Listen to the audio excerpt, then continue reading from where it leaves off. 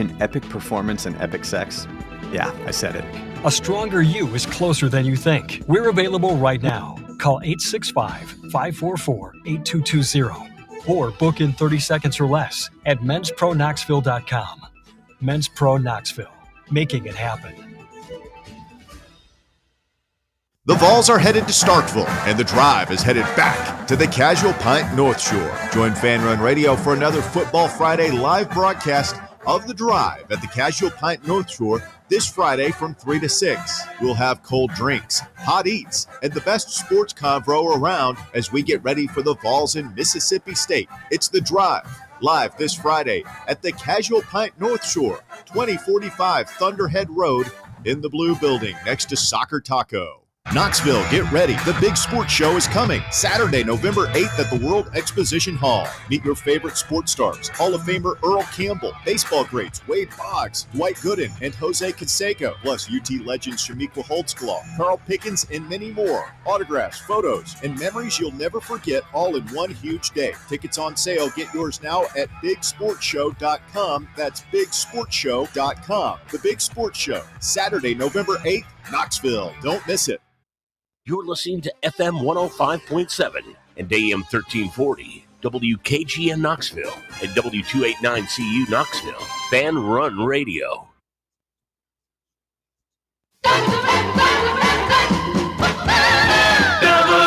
WKGN 1340, go Vols!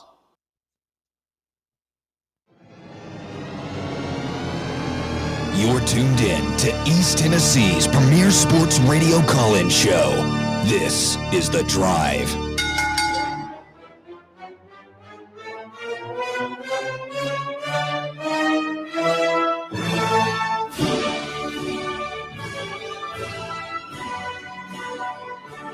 And hello, good afternoon, and welcome to another stellar edition of The Drive here on Fan Run Radio. Russell Smith punching the time clock at 3:01 on your Thursday afternoon alongside Bob and Bear. Oh, Walker snuck in there. Hello, Walker. Hey. Nice of you to join us. Got stuck behind a train for 10 minutes. Oh, you used the train excuse. That's it. We haven't heard that one since we moved out of the bomb shelter. Oldie but a goodie. You guys, was the bomb shelter close to train tracks? Oh, it was close to one of the main train tracks in town that gets like the Norfolk Southern track. It's one that they have scheduled trains that run by there. But yeah, many a Fan Run employee really has used the train excuse. I didn't know. Some more than others. That was something that some had more a than others. I think I only used it once or twice, but it was legit like both times. This was legit. It could catch you. There were some people that did abuse it though. Yes. Bob Baskerville, you're never late. The very prompt Bob Baskerville. Wow, that's kind of you to say. But always professional. It's also true. I said it. I'll tell you, one of the biggest abusers of the train excuse works for you currently, Bob. Who would that be, Rick? Butler was known to use it. That was a big Marcus Young one, too, I remember. Sorry, guys. I got caught at the train. Yeah. Well, Lordy. We got a big one lined up this afternoon, folks. We are jam-packed. Couple of house cleaning items. First of all, the Crown Cleaners Crown Pick of the Week contest is live on Facebook. Head over to facebook.com/The Drive with Russell Smith. Give us your score prediction for the Vols and Mississippi State. Closest prediction wins gift cards from Crown Cleaners, the Pizza Kitchen, and Fan Run Radio. And for our first 4 winners, if you're waiting, those will be mailed out. I thought I was going to mail them out yesterday. Didn't happen. Thought I was going to mail them out today. Didn't happen. They're coming. I promise. I'd like to say they're going to get mailed out tomorrow, but I'm not going to make a promise I can't keep. They're coming, folks. You're going to get those cards. We'll get those to you. We'll get those prizes to you, as a talk show host once famously said here in town. So go give us your prediction for the week. Tomorrow, live at the Casual Pint North Shore. Very excited about this one. Come on out and see us. We'll have a bunch of the voluntary reaction Keg of Glory. Sure, you get Keg of Glory at the Casual Pint. They'll have kegs there. We'll have the Keg of Glory shirts to give away. Neat little tie-in there. So be sure to get out there early while supplies last for the Keg of Glory shirts tomorrow at the Casual Pint North Shore.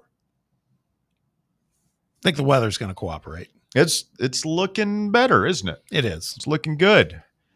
2045 Thunderhead Road is the Casual Pint North Shore address. If you put that in your map app or Waze or whatever your chosen means of navigation is.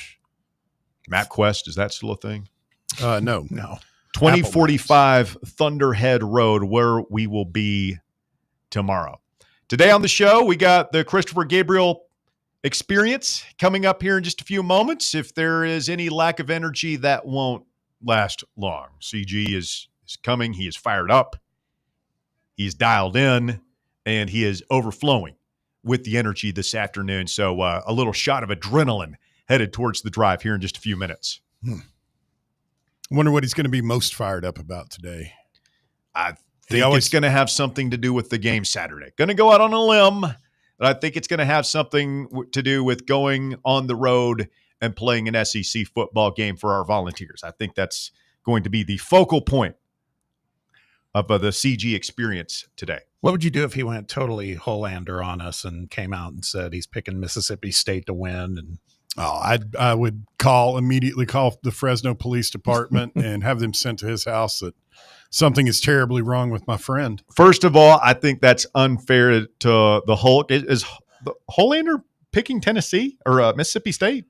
I think it's very possible. He's Is that why William was screaming at him yesterday on air? Yeah, I mean he's I think there's a psychology to what he does. I think you think having worked with him, I think he sets himself up so he's not totally disappointed if the Vols lose. One of those things. You think he has some sort of hangover from his tragic fantasy loss to yours truly on Monday night? You think that has anything to do with it? Nah, he doesn't. Sent him into a dark downward spiral, perhaps? He doesn't. He does not care about that. Oh, he cares. He cares. Everybody cares. But I am very relieved not to be in a league with you two this year. Why is that? I mean, you guys are smack talkers. Well, That's soft. Bear doesn't like it when people are critical of others. He doesn't like smack talk, any sort of criticism of coworkers. He finds this very distasteful, and he'll have nothing to do with it, Bob. Zero, Bob. yeah, I don't. Well, I don't talk smack. Mine is it's facts. I'm undefeated. My team's undefeated. That's Never all I lost. say. Yeah. It's great. Adam Sparks coming up in hour number 2 from the Knoxville News Sentinel. He's done the deep dive. For those of you worried about Josh Heupel being able to take his show on the road, Adam Sparks has crunched the numbers, and we'll let him tell you whether or not those fears are founded. And then coming up in hour number 3, I'm looking forward to this conversation. It's a fun one. Rebecca Painter is the newest Tennessee Volunteer fan, probably in the world. She has gone viral this week. Is she on TikTok or TikTok. Face? You or know what TikTok is. It's TikTok. She's on all social media. She's gone She went viral viral. this week.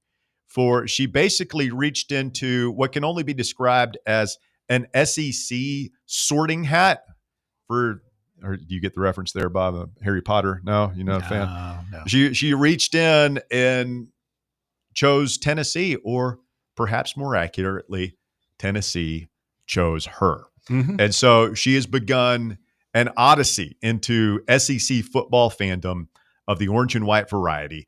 And we're going to have her on there. She's a bubbly young lady, a lot of personality. They're very young. And so I'm interested to see, if this is real, if she's really going to go, because she says she's picking her SEC team for life. These are TikTok videos. You can go find these on the website. I don't do the TikTok. I don't do the Instaface. I'm an old school. I'm an old guy on Facebook. And Since when? I mean, since forever. Between You're that and on TikTok. I'm not on TikTok. You have an account on there. It says Russell Smith. It's got your Really? Yeah. You got 7 followers. You're not following anybody. That's the only way you can watch all those videos that we all send each other in text groups. I don't watch the videos. Like somebody does because it notifies me. I'll show you at the break. I'm not going to. I don't have it on my phone. I don't know where. I mean, I might have signed up. I had it at one point. I've not had it for a long time. There's too many. Anyway, Rebecca's going to be on the show, and we'll find out if she is if this is a real thing or if this is a social media stunt. What do you think, Bob? You think she's all in? I think it's a real thing. It's incredibly funny to me. We need to welcome her in, kind of give her the lay of the land over here as a Tennessee fan. She's already expressed a crush on Joey Aguilar. Yeah, and several of our coworkers who will remain nameless have already expressed a bit of a crush on her. You're kidding, really? No, let's not make it weird. Her first time. I had one guy ask if he could, quote, "riz her up" today while we have her on the show. What the hell does that even mean? Riz her? Will you look that up for me? Or can you tell me, Walker? You're young. He wants to flirt with her. Charisma. Yeah, it's flirting. It's charisma. Riz is flirting. Yeah. Riz. Chariz. Yeah. Yes. Gotcha. So did either one? You all had to ask somebody. I'm not the only old. By the way, she's a college age girl. So this is so nobody's going to prison today. Yeah. Chris Hansen is not going to pop up and ask one of our coworkers to have a seat right over here. Just making sure if anybody's listening that yes, they understand we're running a legal operation here. Always on the right side of the law. Operation. Tennessee announces today they will don the all orange for the second week in a row. I don't know if this has ever happened before. We're taking the carrot costumes on the road. I don't know if that's ever been done before. A couple of firsts today for the Tennessee football uniform game. Just imagine seeing those orange figures racing into the end zone. I hope so. I feel like this is a pretty big. Not a pretty big risk, but you're definitely tempting fate. I don't think we're that successful in the orange on orange, are we? I don't know. If we lose, are you going to take the same tack that you have with the orange helmets and call for the expulsion of the orange on orange look? I want them. I want it shot into the sun if that happens. Load it all up on a rocket. Speaking of uniforms, Ross Dellinger of Yahoo Sports today says, didn't he go to On3? Why am I'm reading this? It still says he's with Yahoo. He's doing something with On3. He's working out at 2 weeks or something. No, he's part of Yahoo. Oh, okay. They've got a collab, if you will. I see. Dellinger reports that legislation that would allow sponsorship patches to be added to college football jerseys as soon as next fall could be approved soon if commissioners can work out a disagreement over who ultimately will determine a standard for these jersey patches. So haggling over the fine details, but the big takeaway here is the sponsored jersey patches are coming soon, most likely next season. So you have a very different looking jersey for Tennessee with the Adidas patch replacing a Nike and a sponsor logo on there somewhere. Who do you think will be the first jersey sponsor for Tennessee football? Buc-ee's. Buc-ee's. Who do we think it'll be? Or I can give you a suggestion of who it ought to be. Okay. So, I mean, the usual suspects, I would imagine. Pilot's already on the field. I don't think they would do the jerseys patch as well. That seems like a lot. I wonder if it's like I don't know. Maybe it's a healthcare provider too, like Covenant or something like that. I didn't even think about that. Although it is kind of odd that health companies advertise. I don't know. Maybe it's not. I'm crazy. I'd put In and Out on it. I'd work some deal with them since they're coming to Tennessee. Bears going In and Out burgers on there. That'd be all right with me. Maybe Regal would put their logo on there just because their headquarters is here. Would be pretty good marketing for them. Probably will be some sort of Tennessee-based or centric or attached company, but that's going to be here. What do you guys think about it? Is it just a sign of the times, or is this? I'm not. It doesn't move the needle for me in either direction. I just kind of expect it. It's won't even notice it. Won't bother you at all. I don't think so. No. I told you earlier. I don't 10 years ago, I would have been apoplectic about it, but now I don't care. We're in an arms race. They've beaten you down so much, you're just lying prostrate on the ground saying, whatever, just cover me in money. Yeah, just we need money, as much money as we can. And, like I said, we're in an arms race, and I want to win. So. Oh, Danny White's walking around with a smile 10 feet wide on his face today. Yeah. Oh, he's walking around with a bankroll. He's scheduling meetings as we speak. He'll be sponsoring Rocky Top pretty soon. Yeah, and let's every time it plays, brought to you by. And let's just put a little bit on it. Ross Dellinger did say that they're still working through a lot of disagreements with it. Like there's some schools that are trying to lobby for different regulations to kind of make it fair across all schools. So that still has to be worked out before it can get approved. When has fair had anything to do with this? That's just what the report said. They're trying to figure out whether the individual schools get to control it, the conference, or the NCAA. Yeah. I mean, who's going to be – want to control the money. There's a difference in my imagination between, a shoulder patch like we see in the NBA and coming out there like a European soccer team where the sponsor has replaced the team name. The team name becomes the patch and the sponsor is the jersey. I think that's something we would all like to try to avoid. Yeah. I don't see that coming. But there's a team that would be desperate enough to do that. So that's why they're slow playing this. The most atrocious thing I've seen stateside, it's WNBA. I mean, they've got like the sponsor name on the front of the jersey, not a logo, but like, I guess it is a logo. It's like fully spread though across the width of the jersey. Like that's how it is in soccer. Yeah. Soccer's the closest thing to like auto racing. Yeah. Where it's just plastered everywhere. But a logo doesn't, like I said, a logo doesn't bother me. It's like, should we put, what do you think the people would say? Put a poll in the field? Put the poll in the, I mean, what, just, do you want it? Yes or no? Does it bother you? Okay, yeah. Does it bother you? Does it bother you a lot? Does it bother you a little? Not at all. I mean, frankly, as long as orange is the same color, I don't think people will care. I think here's the thing. I would say, it'd be tough to put it in a poll, but this for me, it just stands with everything else. It's like, okay, if we're doing this, then again, do not keep coming to the fan base every single year with, hey, sorry. Yeah, good luck with that. Ticket prices. Jacking ticket prices. Yeah, it's like, how many more revenue streams do you need, man? This is not about being solvent. This is like just being greedy. But here's the ultimate question, and I was thinking about this earlier this week in regards to just the stadium and all the different quote-unquote premium seating sections that are in there now and the pricing out of the average fan and how expensive this has all become. Here's the question. For those of us blue-collar 9-to-5ers, nose to the grindstone, Johnny bag of donuts, lunch pail, pick yourself up by your all that stuff. Are you fine with not being able to afford to go to Tennessee athletics events anymore? Are you fine with not being able to afford to go to Tennessee football pretty much ever again, maybe once in a blue moon, if you really save up like it's a trip to Disney or something? I mean, if it's got a decent game, that your team is really good. Because that's where this stuff is headed. And I think there are a lot of fans who are like, you know what?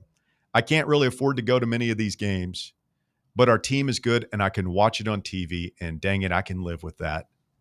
But I also think there's a lot of fans who are like, no, man, Tennessee football is supposed to be accessible. It's a thing of the state. It's a state university. Yeah, it's connected to education. Like everybody should be able to afford to go multiple times per year. I guess we just need to accept the reality that we've talked about it. It's like with the way the players are getting paid and everything, it's akin to professional athletics. Maybe they're starting to run the sports programs like professional franchises, because I have a totally different point of view. I mean, I think most fans do on being able to go to professional athletic events. It's like they know it's expensive. You don't get to go all the time unless you're very, very wealthy. Maybe that's what it's becoming. Quick timeout. Christopher Gabriel coming up next. We're jam-packed this afternoon. Let's let it rip. The Drive on a Thursday right here on Fan Run Radio. Back with more after this. The Drive. Can't get enough Fan Run Radio? Download the free Fan Run app and take the best Tennessee sports conversations with you wherever you go. The Vols are headed to Starkville, and the Drive is headed back to the Casual Pint North Shore. Join Fan Run Radio for another Football Friday live broadcast of the Drive at the Casual Pint North Shore this Friday from 3 to 6. We'll have cold drinks, hot eats, and the best sports convo around as we get ready for the Vols in Mississippi State. It's the Drive, live this Friday at the Casual Pint North Shore, 2045 Thunderhead Road in the Blue Building next to Soccer Taco. Are you tired of waiting on interest rates to drop before you start saving money? I'm Chris Burleson with University Lending Group, and I've got a better way. With a traditional closed-end mortgage, most of your payment goes straight to interest, not your balance. But with my Smart Loan, every deposit you make cuts your principal immediately and reduces interest in real time. On average, my clients pay off their mortgage in just 7 years. Call me today at 865-388-7634 or visit smartloantn.com and let's turn your income into financial freedom. NMLS number 332941. Attention service members and veterans. Introducing the Griffin Law Firm, your trusted ally in military legal matters. From court-martials to benefit claims, at Griffin Law, your mission is their mission. Here's VFL Marshall Griffin. As a veteran and retired military attorney, I've successfully defended lifelong benefits and helped preserve professional futures. So I know that when you hire a military justice lawyer, you maximize your chance to get relief. With my unique experience, I can advocate for you because there's no military matter that's too big or too small. Let us help you make these critical decisions that could affect the rest of your life. Remain silent. Request counsel. Call Griffin Law. For a free consultation, call 888-707-4282. That's 888-707-4282. Or just visit griffinlawdefense.com. Ready to launch your career? Axle Logistics is a leading third-party logistics company where excellence is an energy. With an award-winning culture, Axle proves that positive outcomes come from a positive environment and a work hard, play hard mentality. At Axle, the drive for success is infectious. And with an uncapped commission structure, hard work isn't just noticed, it's rewarded. For those with big goals and even bigger dreams, Axle Logistics is the place to start your career.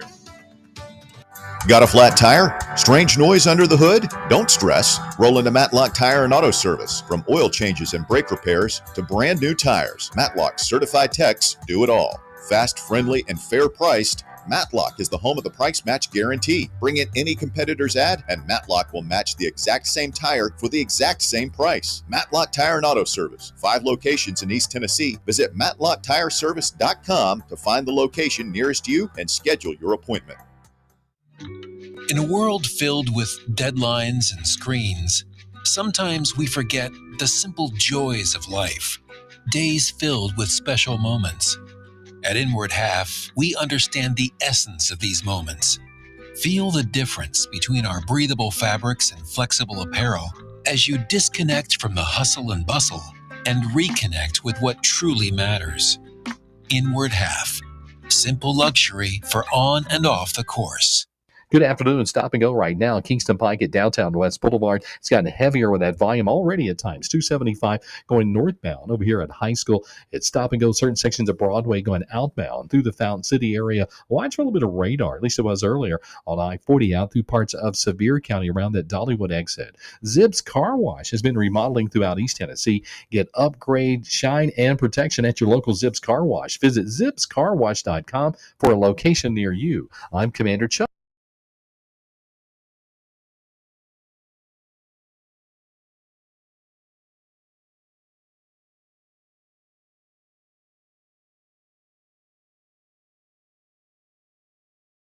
Tennessee, be careful if you're out and about on the roadways this afternoon. Russell, Bob, and Bear back with you, and Christopher Gabriel of KMJ Fresno is on the line. CG, good afternoon. How are you, sir? Good afternoon. Things are very, very good out here. I was just telling Bear, that I'm glad I was able to make the program because I had a meeting with not one but two, both of my big bosses. And you know how meetings are. I hate them. I hate them. You know, our show is number one. My weekend show is number one. And I'm like, what do we talk about here? What do we need to talk about? Things are going great. And then I'm looking at my little Fitbit and I'm tapping it, going, can we move this along? Because I got a meeting with the boys from Fox Sports Knoxville, and I'm going to be late for that. So they understood, and then they threw their coffee at me, and that was that. And get out, and that was that. But that's what I do for you. I tell my bosses I got to join you. Yeah. I was listening to the program, and a couple of things jumped out at me, talking about what's going to be the first patch, the ad patch on the jersey. Have we thought about Gus's Good Times Deli? I don't. As many sandwiches as Gus has sold, and as many as great as they are, I don't know that Gus they can't afford it. Yeah, that's what you're going to say. Yeah, they can't afford it. I don't. But I want work to out throw some that out sort there of because creative trade where Danny and Heupel and maybe Vitello and all the key guys get as many free Rubens as they want. I'm just saying, we all love Gus's, so I just thought I'd throw that out there. I heard you painting this picture. And it was a beautiful picture. It was like a Monet of you and Bear, not Bob, because we know how much Bob's worth a fortune. Bob owns the state of Florida. But you guys were painting yourselves as sort of the regular Joes. Come on now. I've been to Stately Smith Manor. That's 6,500 square feet of gold right there. I don't know what you're talking about. Yeah, but I've got all my money tied up in the house. I don't have it, and I've got two kids, CG. You know how this goes. I don't have any money for entertainment or personal expenditures.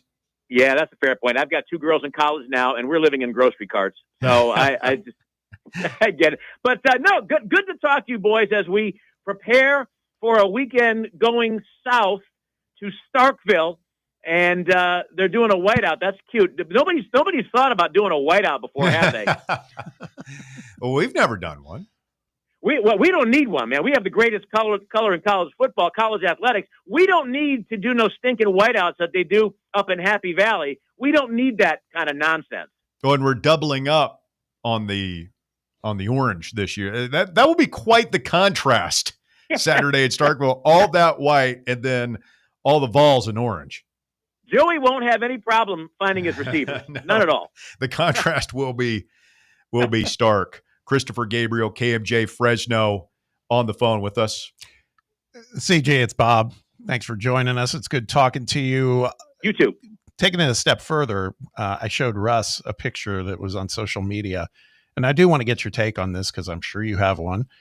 And that is somebody did a mock-up of the all-orange uniform with an orange helmet. And I got to tell you, man, I know there's some people who think it's, bad luck, it's voodoo, all this other stuff. It looks good. I'm telling you, it looks good. I know that's not what they're going to do on Saturday, but are you buying or selling the orange helmets?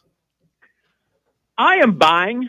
I know what happened. We all remember what happened in South Carolina. But I think if you get, Bob, let me give you my theater background take on this. If you give weight to a superstition or something negative that happened, then it will suddenly have weight. And I think sometimes you need to exfoliate. How many eights can I offer? You need to exfoliate any ideas of stuff like that by working through it and putting a positive spin on something. I know they're not doing that on Saturday in Starkville, but you don't win or lose a game because of the color of helmet that you're wearing. You don't win or lose a game because you're going checkerboard Kneeland. You don't win or lose a game because, well, I can't believe it. We wore orange pants on the road with the white jerseys. We lost. We can't do that again. That's just nonsense. I just think that's ridiculous. And we've all been athletes at one point or another, and there's always been that superstition. But I don't have a problem with that at all. I mean, if anything, are the white helmets going to blend in too much?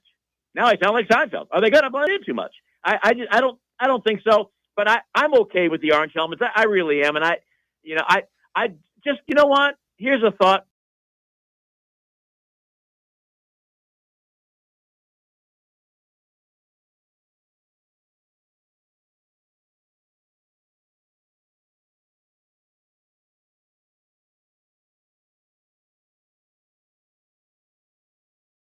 Shouldn't win.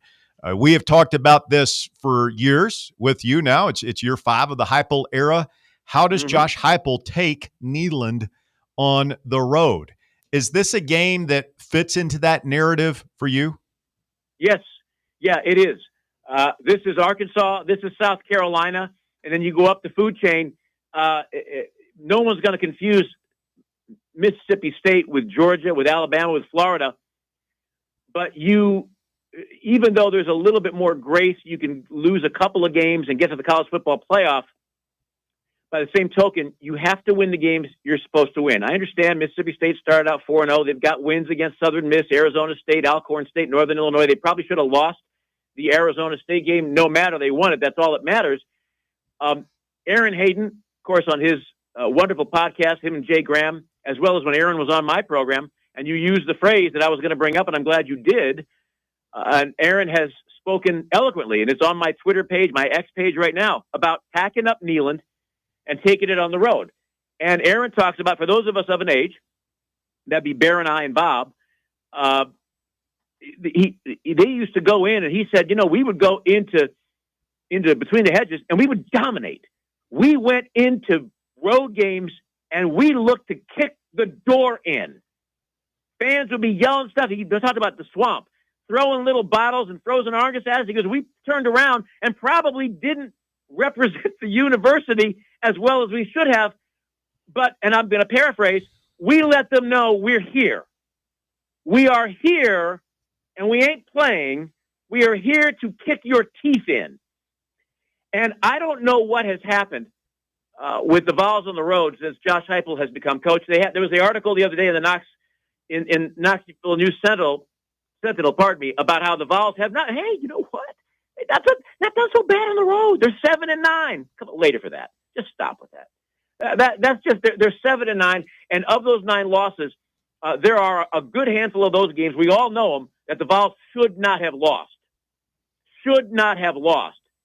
So if we're getting excited about how the Vols are a little better on the road than they've been at 7-9, there's a problem with the program. I want us to be shooting for what Georgia has been since Josh Heupel got here, 13-10 on the road. Alabama, 10-6 on the road. That's what I want to shoot for. They need to go down to Starkville Saturday, and they need to go in with the attitude of, you can't stop us.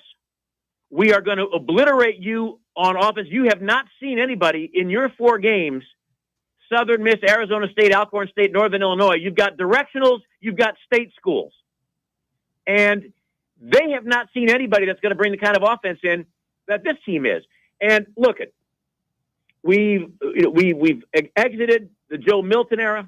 We had Nico last year, both quarterbacks, and people can make as many excuses as they want. Had moments where they ran out of bounds on the final play of the game, and no excuse for that. That's the kind of leadership I love. I was okay with Nico. I loved Joe Milton. He never came through quite the way we wanted, but I love Joe Milton. But Joey is running this offense in a way that and I know that Josh Heupel wants. He is running it in a way. He's a gunslinger. I'll live with those interceptions when he's saying, you know what, Mike Matthews? You know what, Chris Brazel? Go up and make a damn play. Go up and I'm going to throw the ball downfield. You go up and make a play. And what's happened? They've gone up and made plays. Have they been perfect? No. But that's the kind of attitude that Hendon Hooker had.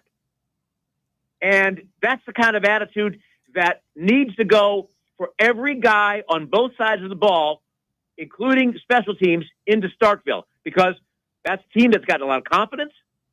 I mean, as I said, they're 4-0. They've scored some points. They're averaging almost 40 a game. They've only given up 47 points in their 4 games. Good for them. It's not going to be a cakewalk. But this is a game that Tennessee must win. This is a game that this team cannot afford to lose. And that's not disrespecting Mississippi State, but I'm sorry. They are not the team on either side of the ball that Tennessee is, and we need to go down there and kick the door in, as Aaron Hayden would say. Hey, CG, I want to rewind to the beginning of the season when we were in talking season, and we were talking about what maybe kept us up at night about this team before the season started. Now that we're 4 games in, I'm going to give you some choices. What has surprised you the most? Has it been what we just talked about, the way that Joey Aguilar has just shown out? Is it B, the wide receiver core has been, I think, exceeding our expectations because we were concerned about the depth of it and the experience of it? Is it C, the defense that we all thought, hey, we can always hang our hat on a great defense? It's had some moments where it's scuffled. Or is D something else that you have in mind that I didn't mention? I'm going to go with C. It's the defense, because I said on this show multiple times, I really believed that Joey Aguilar was going to be the real deal. Did I think he was going to be this successful? Probably not. But we have talented receivers. There was a lot of the sky is falling, a lot of chicken littles going on about the receiver room. I never understood that, because these guys are talented. They're big, they're strong, they're athletic, they run good routes, they have good hands. Yeah, there's been a few drops. What team doesn't have a few drops? But you get a guy that can get the ball within within a couple of yards. I really believed that we were going to see some exceptional quarterback play, which we have, some exceptional receiver play. I'm a little surprised that defensively, to this point in the season, we have given up 111 points. And I realize, look, you bring in guys in, the UAB game, we're happy for Trent Dilfer that they left their starters in against, the third string, the fourth string, the guys that do laundry, the guys that are, filling up the water bottles. We're happy for Trent, happy for him. But nonetheless, there should still be a level of intensity, a level of focus that is not going to give up as many points and as many yards as we did against UAB. And then I can hear the guy that I've mentioned on your show before, Orlando Steinauer, the president of the Hamilton Tiger Cats, who used to be defensive coordinator here at Fresno State, who was, yelling, I don't care how many yards we give up. Did we win the game? Did we win the game? So I think defensively, we can tighten up. Obviously, we've had guys out. There's no doubt about that. And so in that regard, we've done pretty well, but I think we can do better. So of the choices that you gave me, I'm good with Joey. I'm not surprised. I'm good with the receivers. I'm not surprised. I think the defensive side of it, maybe tighten up a little bit. This would be a good weekend to do it, Bob. Christopher Gabriel, KMJ Fresno, our guest this afternoon here on the show. And I'll tell folks coming up here in a couple of weeks, CG, you're going to be making your annual pilgrimage to town. You're going to be in for the Oklahoma game. That's going to be quite the scene. It's going to be Halloween Friday, live on the deck at Calhoun's on the River. CG is going to be there, and we'll be dressed up for Halloween, as I'm calling it. CG should be quite the festivity. Yeah, I'm ready. You had asked me how I felt about that, and raising two girls that they're 22 and 18, but we did themed Halloween nights all the time. I mean, all the time, every year. It was a lot of fun. I as somebody who was a former stage actor, I've never met a costume I don't like. So you raised the idea, and I think some individuals on the elite staff of the Drive have opted out, and that's okay. It's a free country, not a problem. But you and I will dress up. We have discussed a couple of potential duo outfits. And I'm going to caution everybody: it's not going to be Batman and Robin. It's not going to be that. It's not going to be Superman and Lois Lane. I refuse to play Lois Lane. I won't do that. But we have thought of a couple of duo outfits. I think we've centered on one that I like a lot. Russ, the one that I sent to you. Are you good with that? The one that we've been talking about? Yes. Yeah, I'm good with that. It just occurred to me as I'm sitting here talking about it, like perhaps we get some listener suggestions. I'm like 90%, 75, 80% good with that one, but it feels like there might be something out there that we're missing or not thinking about that could be good. I think so. We've got time. We do have time, yes, and I am really looking forward to coming in. I always say, listen, come on out. There's so many great Vols fans that are listeners of your show, and they follow me now. And last year, we had a great time out in West Knoxville, sorry. And just had a chance to meet so many people. We did a story this morning on Jim Henson, on an auction that's coming up. And I was told by one of the people on my show that we were going around the room saying, which on air, which Muppet do you look like, and do you look like? And I was told that I reminded our news anchor of Oscar the Grouch. I don't know. I don't know if that could. You know what? It could be a compliment. I'll tell you what, CG. I was watching a Johnny Knoxville interview lately. Yeah, and his hair has gone the color of yours. You guys are a spitting image. Like if you could just get and you wear the thick rimmed glasses sometimes. I mean, they're at first. I saw him. I was like, that looks like CG. You just need like a flannel shirt and some pants that are maybe an inch too short, and then like the Chuck Taylors, and you'd be ready to go. That sounded like me in high school, for heaven's sake. That sounded right. Somebody just said, how about the Gibb brothers from the Bee Gees? Well, we need a third. And Bob won't do it. Bear, Halloween is on the list of awesome things Bear hates. So we would need to find a third. Walker's going to be here producing the show, presumably. So we need a third brother Gibb. Listen, I might as well bring it to the floor before we go here, because I know you have to run shortly. I told you I was originally going to dress as Bear, but I simply can't bring myself to wear a Yankees hat.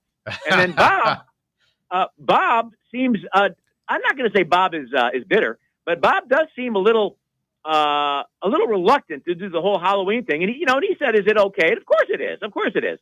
But I'm Bob, was there ever a moment in your life at a childhood where, maybe something on Halloween, maybe something didn't go right?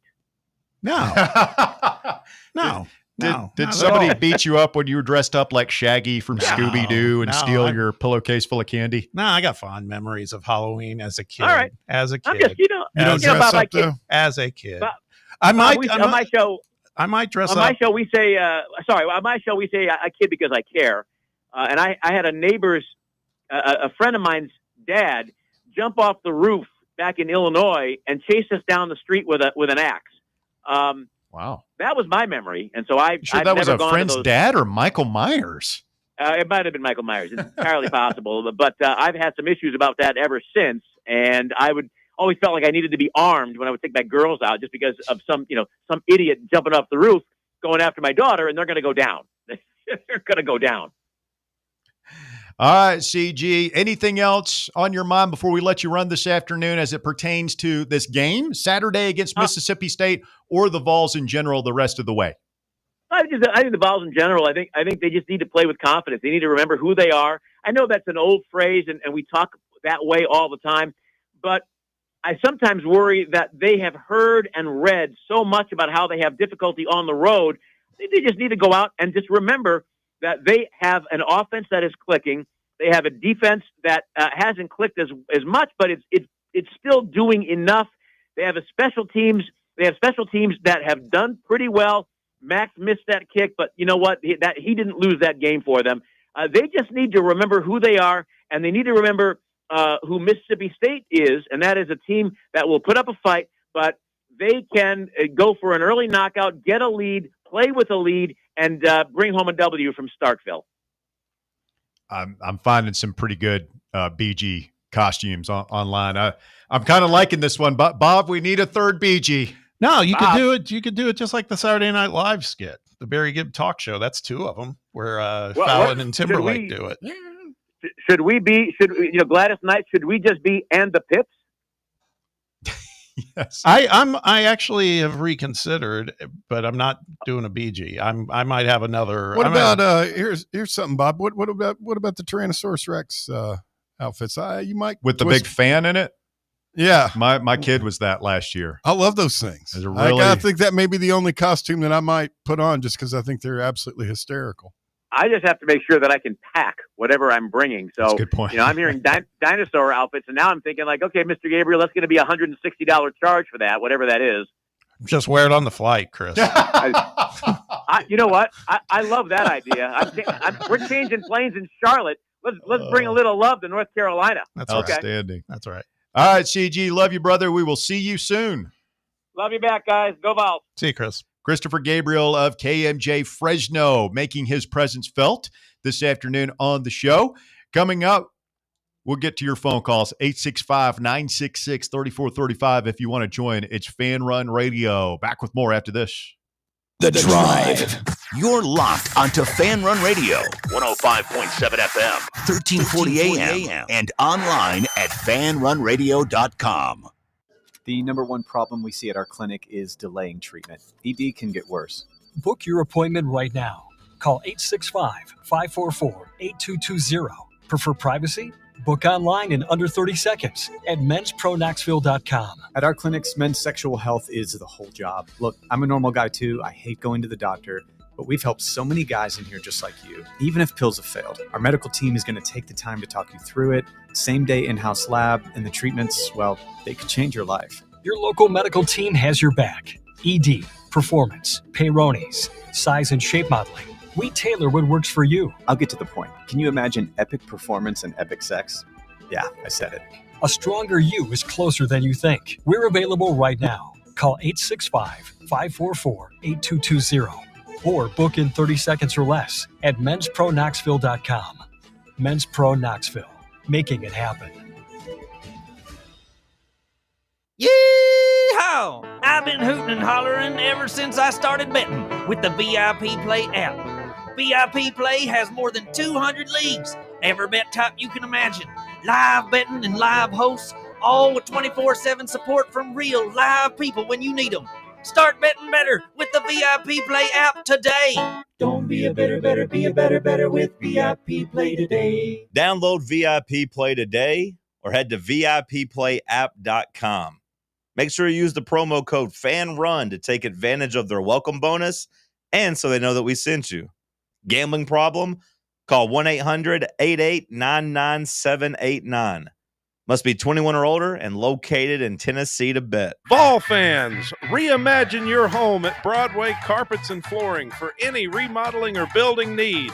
With a variety of carpets, rugs, hardwood, vinyl, and stone, Broadway has all the flooring and installation options you're looking for, including pet-resistant products like Pet Perfect Carpet from Shaw Floors. Visit their showroom in downtown Knoxville or the location in West Knoxville located on Kingston Pike near Pellissippi Parkway today.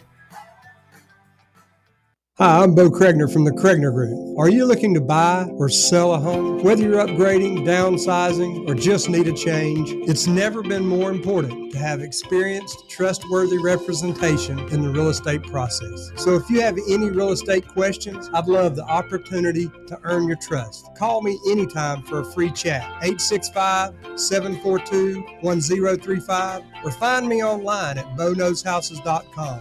The Kregner Group, real estate the right way. Hey Knoxville, Surfside iced tea and vodka made with real brewed tea is only 100 calories, 2 grams of sugar with no bubbles and no troubles. That's right, zero carbonation, so it's easy to sip and enjoy. Headed to a game day or party at a friend's house?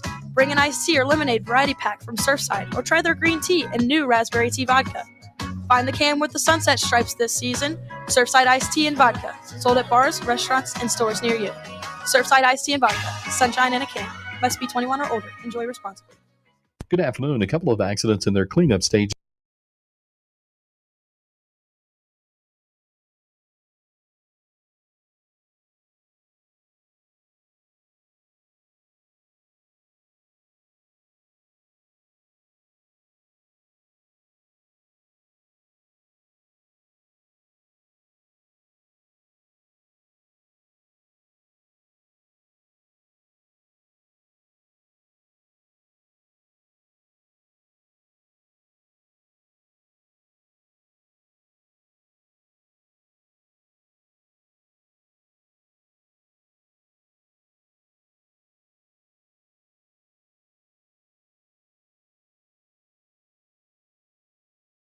Edition of the show. Let's get Geraldo in here. Geraldo, you're on Fan Run Radio. Good afternoon, sir. Oh my God, love you so much.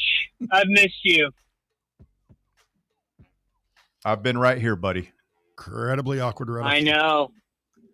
Hey, listen, this is so crazy. I don't know what's happening this year, but I've received another vision.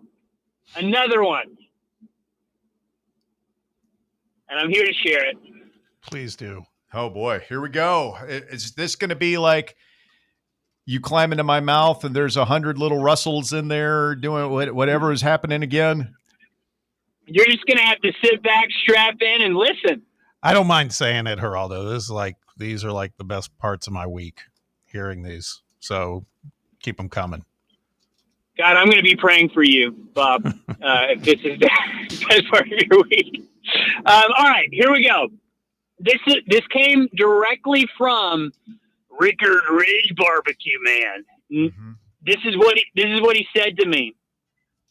He said, "Geraldo, come to me. You are here. Listen to the cowbells. Listen, they ring across the stadium. But do not be afraid, Geraldo, for you will be the home team, and they will be the away team." Exactly. I know. I thought that was really that's deep. So it's like we're taking Neyland on the road by wearing our home uniforms on the road, and then maybe our guys will be fooled into thinking that we're not actually on the road. Exactly. Not only that, it's going to be, this is what he said, it's going to be orange and white in the stadium. And then he said, this is what, I thought this was super interesting. He said, Mississippi State has only won one time when wearing their away team uniform in their own stadium.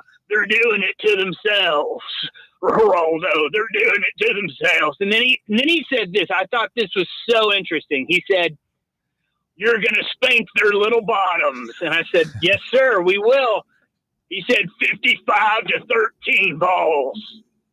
So Rickard Ridge Barbecue Man is predicting a 55-13 Big Orange beatdown in Stark Vegas. Yes. Yeah. Wow. Yeah. That's incredible. He said, yeah, I know. And then he said, "Here, pop these 2 extra strength Tylenols." And I did. So you're autistic now, and you're still having the visions of Rickard Ridge Barbecue Man. He comes to you in your sleep. I mean, this is... Yeah. There's a lot going on here, Geraldo. There's a lot going on. I don't know if you need to be calling me or, I'm professional, but... well, you are a professional, sir. Yes. Yeah, I'm not probably sure. not the right one that I need. You know, I don't know. I'm not sure how this would go with a real professional. Yeah, I would pay to see it. You think I'd stump him? It'd be if you go see like Billy Crystal from Analyze This, and you're telling him about Rickard Ridge Barbecue Man to Geraldo. It'll be a home game. That's what you guys should do for Halloween. One of you should be Geraldo, and the other one be the Rickard Ridge Barbecue Man. Could you imagine him with like more of a Nurse Ratched kind of setting? That's where I could see Geraldo being in there with the rest of the Cuckoos. Ooh. Geraldo, I can still hear you guys, right? Yeah, no, heads up, man. I'm not sure why all the hate from Bob and Bear, but I support you. There's no hate there. That's just how I pictured it. I support you in your journey. Right. I don't think you need to be institutionalized. I'm just saying, like, outpatient stuff is. I'm not talking about a lobotomy, Russ. Man, just electric shock. You said he needed to be in there with Nurse Ratched. Have you seen that movie? Those people are not well. Juicy fruit. Yeah, I've seen it. It's one of the greatest movies ever.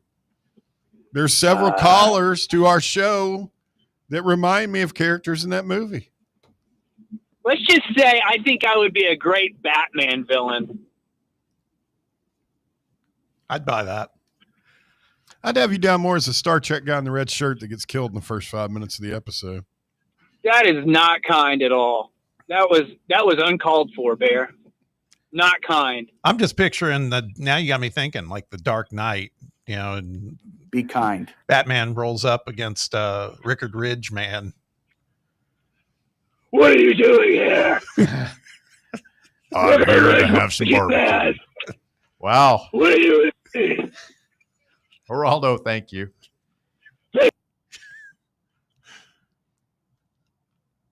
Congratulations to former Alabama running back and Seattle Seahawks legend Sean Alexander, who today says he and his wife Valerie are expecting their 14th child sometime early next year. Well, I guess we know what he's been up to. Philip Rivers would like to have a word. 14 kids. Yeah, that's. How could you keep 14 straight? Almost lost my mind with one. That's a lot.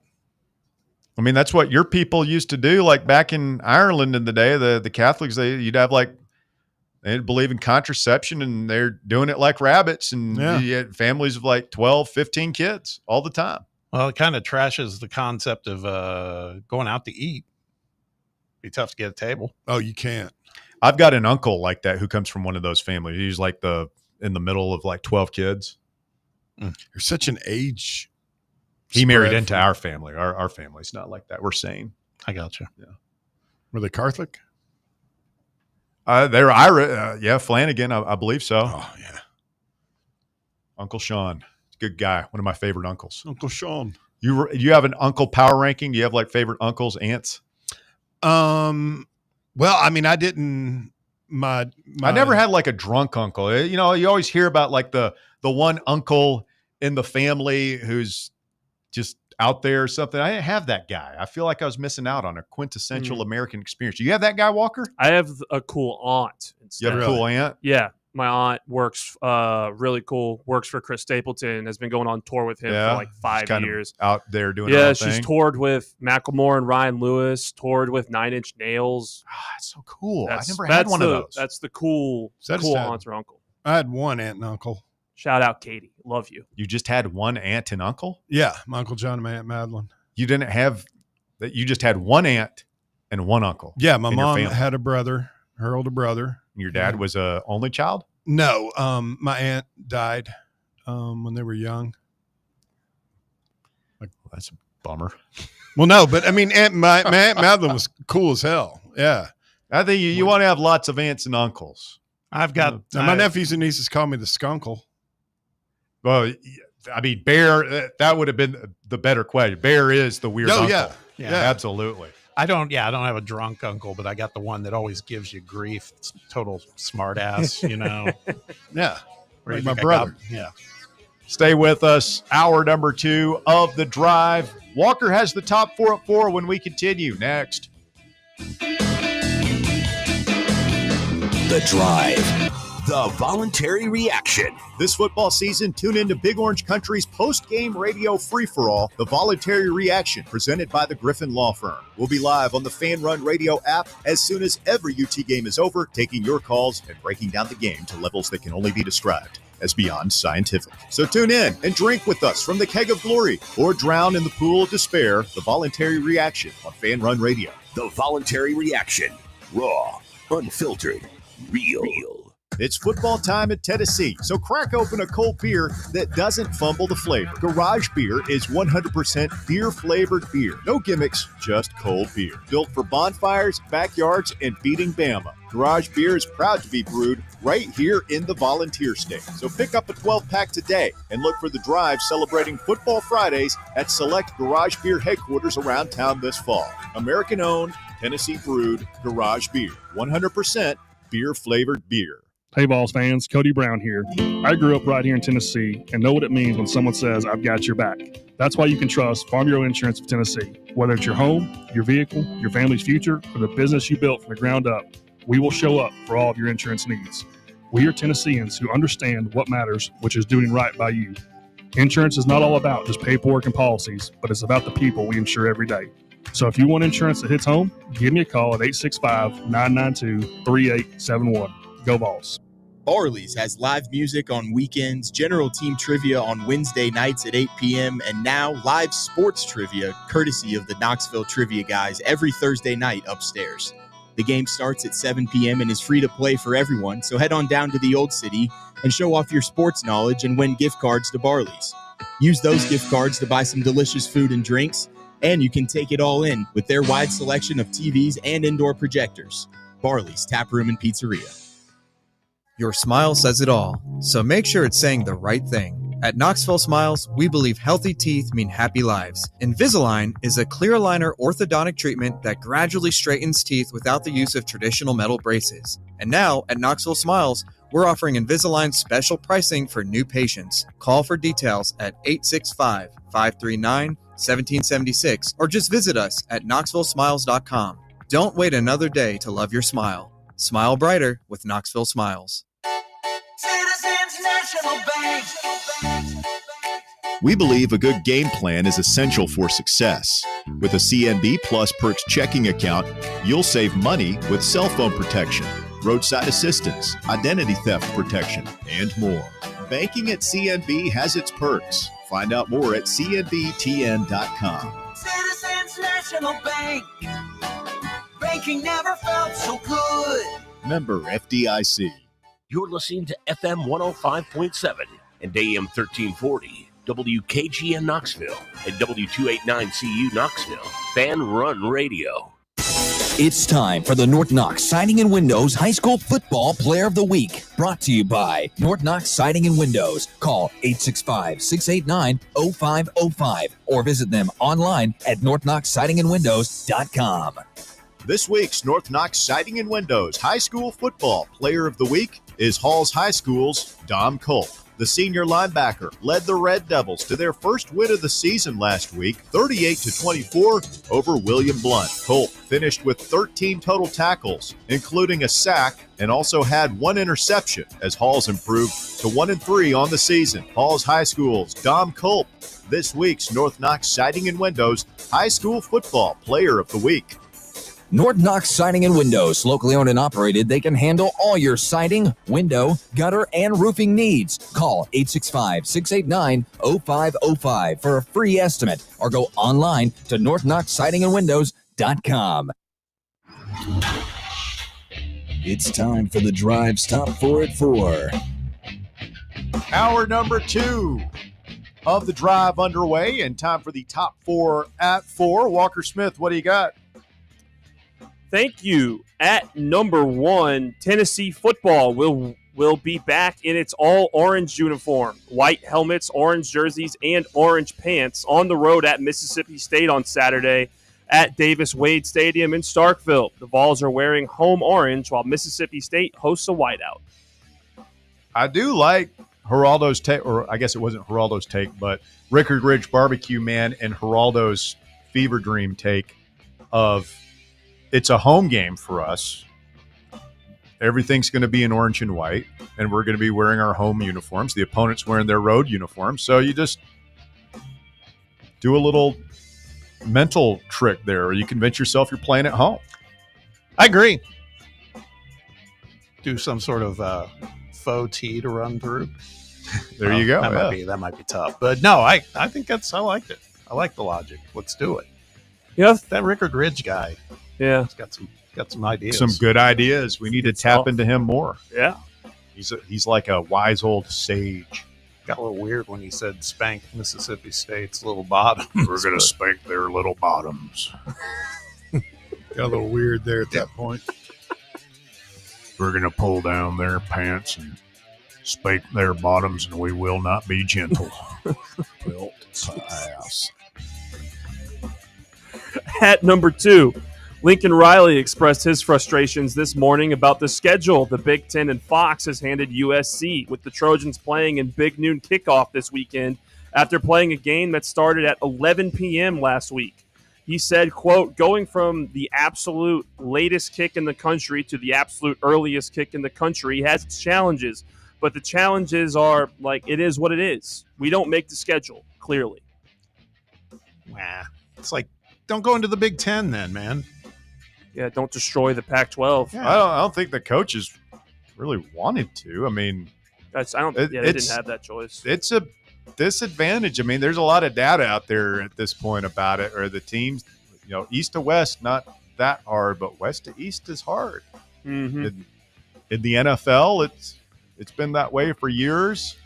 You see teams come with all sorts of different things to try and circumvent that, and I think we will see that play out in college as well. I mean, I get what you're saying, Bob. Like, I don't have a lot of sympathy for Oregon and UCLA and the teams that are struggling with it. I do have sympathy for their coaches who probably knew that this was not a great idea, but were powerless in the money grab to stop it. Yeah, and correct me if I'm wrong, Michigan State played in LA. That's why it was late, but they're in the Pacific time zone. Okay. And then they go and they have an early call in mid. It'd be one thing if they had played like a night game in Michigan and flew back to the West Coast and then had to fly back again for the Illinois game. It didn't play that way. We'll talk to the Sheik about this tomorrow. Is one of his big things he's been studying here the past couple of years are time zone travelers, as he calls them, and the effect that's had on college football. Mm-hmm. At number 3, UAB safety Sherrod Bryant will be suspended for next week's game against Army, according to head coach Trent Dilfer, after cameras caught Bryant stomping on the foot of Tennessee place kicker Max Gilbert after an extra point in the 56-24 loss to the Vols. Dilfer said, quote, "The mistake has been well publicized. He has made a formal apology, and he allowed his outside circumstances to affect his choice." Anybody else feel like this is a bit much? What? 1 game suspension? Yeah. No, not at all. I thought he should have been ejected from the game the other day. I would agree with that, but I mean, it's over. He stamped on the kids. He's not injured. He apologized. He's been publicly shamed and embarrassed. Like, I don't see why we have to suspend the kid for a game. I think the way I read it, it was Dilfer's decision, correct? Yeah. Yeah, it was a team decision. This wasn't a league or NCAA thing. It was. I don't really. Internal. I mean, that's an internal thing. Whatever. If he had gotten penalized in the game and kicked out, he would have had to sit out at least part of the game this week anyway. So I don't know. Well, it was in the first half.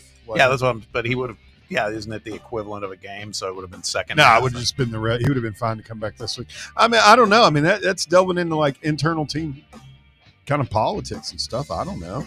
I don't think it's all that harsh. Young man needs to learn a lesson, Russ. You can't just go around doing that.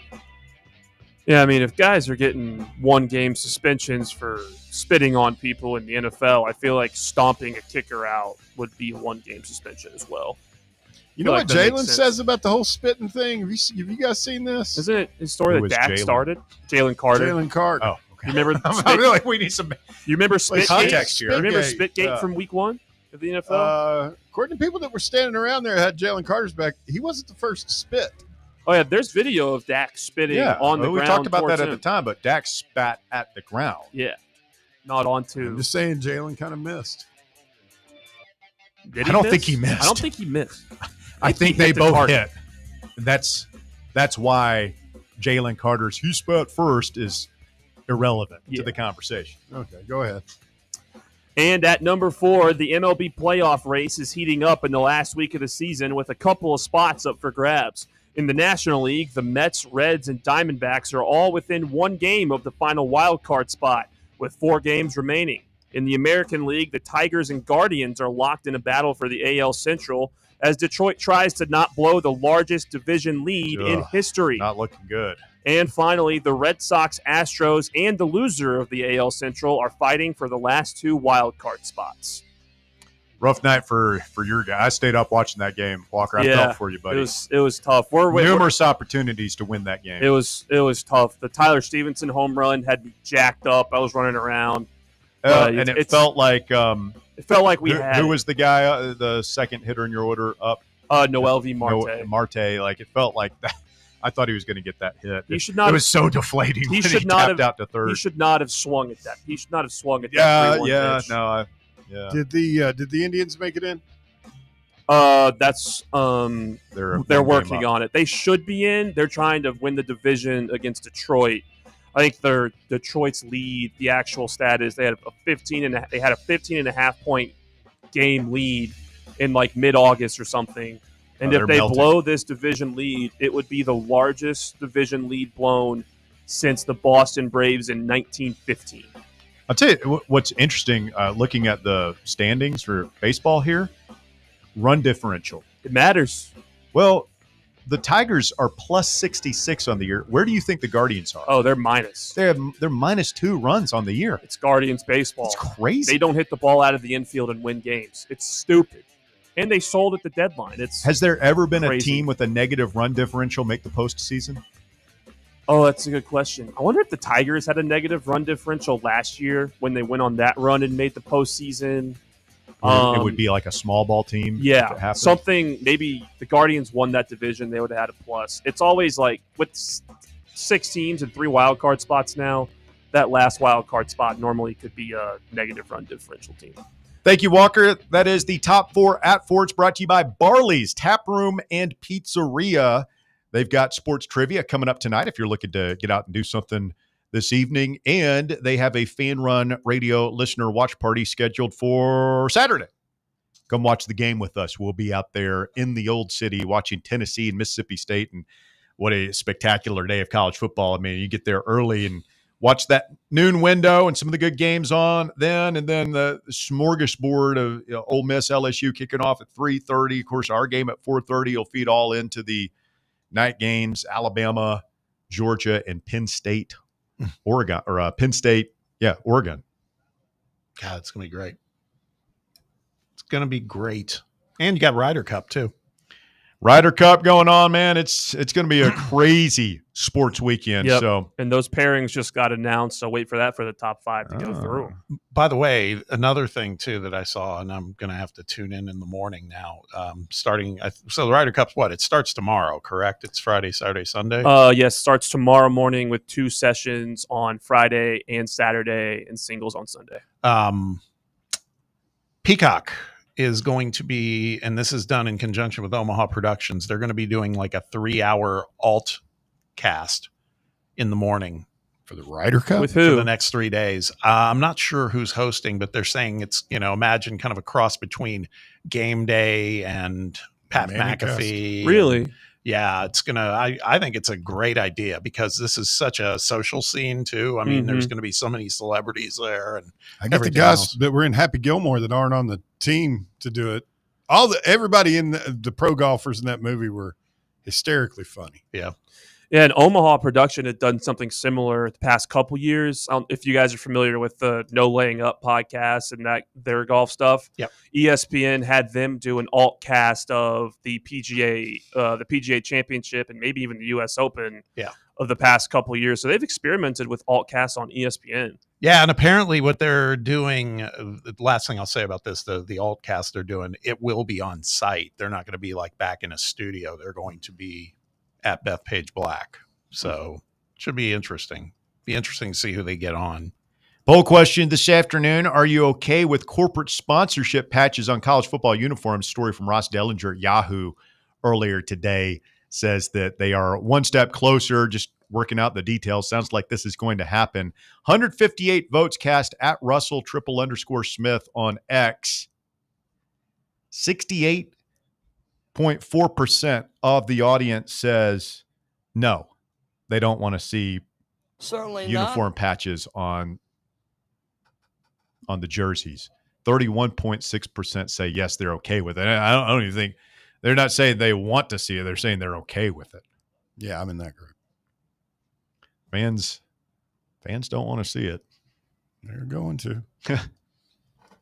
That doesn't mean they have to like it. No.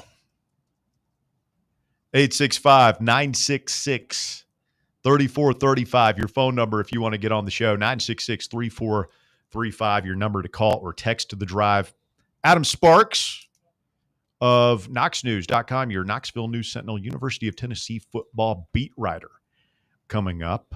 We'll ask him his thoughts on the narrative that Josh Heupel can't take his show on the road. Is this fact or is it fiction?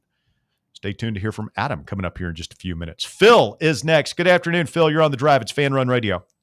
Hey, Philly. You and the guys doing? Doing well, thank you. I say go ahead, let them put the patches on there if they get the fans a break, which they're never going to do. Oh, I mean, that is not going to. There's no thought in Danny White's mind that it's like, well, we're going to have X number of dollars added to our budget for the uniform sponsor patches so we can subtract X number of dollars from what we're charging the fans. That is not a thought that occurs in any athletics director's mind. Is it true that Heupel has lost 3 of his last 4 road games in the SEC? He's lost 3 of his last 4. I don't know if that includes Ohio State or not. I have to go back and look through it. Well, I mean, all honesty, we kind of got boat raced in about every road game last year, didn't we? Did not get boat raced by Arkansas, beat Oklahoma. So that would be the one win. What were the other three? You lost at Arkansas, At Georgia. At Georgia. You beat Vandy. You beat. Yeah, so he's had a couple of wins. It's got to be Ohio State's the third. Yeah.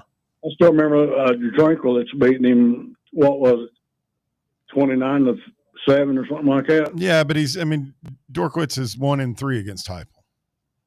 So he had a really good team. And he stood on business. Yeah, he did have that great running back, about 300 yards almost, didn't he? Yeah, Garrett Schrader? Is that his name? Well, they've got another good running back this year. That Hardy kid might be the best in the league. Yeah. Maybe the best in the country. Yeah. If he comes to Tennessee, probably get, 5 carries a game? Oh, stop, Phil. We're a running team. Like, why would you say that? You know that's not true. You're just being negative to be negative. Why would you say that? I just want to see Star Thomas get more touches, guys. I think he's the best running back they got. I agree with you there, Phil. I've been banging that drum too. I've been Bob. I've been watching these things about the basketball team. Are y'all concerned about Cade Phillips? Why didn't he just go ahead and have surgery on that shoulder if it's that bad? Yeah, I don't know what to make of that. It's that is bizarre. It is. It's like, is that something that he should have just had surgery on as soon as the season ended? But remember, like, he had gotten out of the brace by the end of the season. So I was wondering, like, does he, in his mind, it's just healed and then he yanked it out again? Here's the only thing I could say, and I don't know. I mean, this is me being hopeful, is that, I'm just a schlub everyday guy, but I had a knee issue and it's long gone, but I still wear a knee wrap just because. And I just wonder if maybe that's, gives him more, like a security blanket, more peace of mind mentally. I don't know. It looks just to be like one of those neoprene sleeves. Yeah. Is what they've got him in. Joe Tipton on 3 Sports was at the whole practice yesterday. And he wrote, I don't have it right in front of me, but he wrote that it was a re-aggravate, that it had popped out again. Oh God. And, but he said that it didn't appear to be bothering him in the practice yesterday, even though he was wearing the brace. Yeah, I've had a separated shoulder. Those things are painful, but athletes can. Herschel Walker won a national championship with a separated shoulder against Notre Dame. Remember that? That's right. Yeah. Did y'all hear the news of the day, though, that Malachi Brown out of Knox Catholic committed to Destiny May? Really? Yeah. Yeah. In Michigan? Basketball. Yeah. Meant to tell you guys that the other day. He's a 6'5", 3-star. I guess he's a guard forward. He's kind of like a Meshack type player. I wonder why come Barnes and go after him. Wonder if I don't know. They're saying this Amari Evans kid is a Meshack clone as well.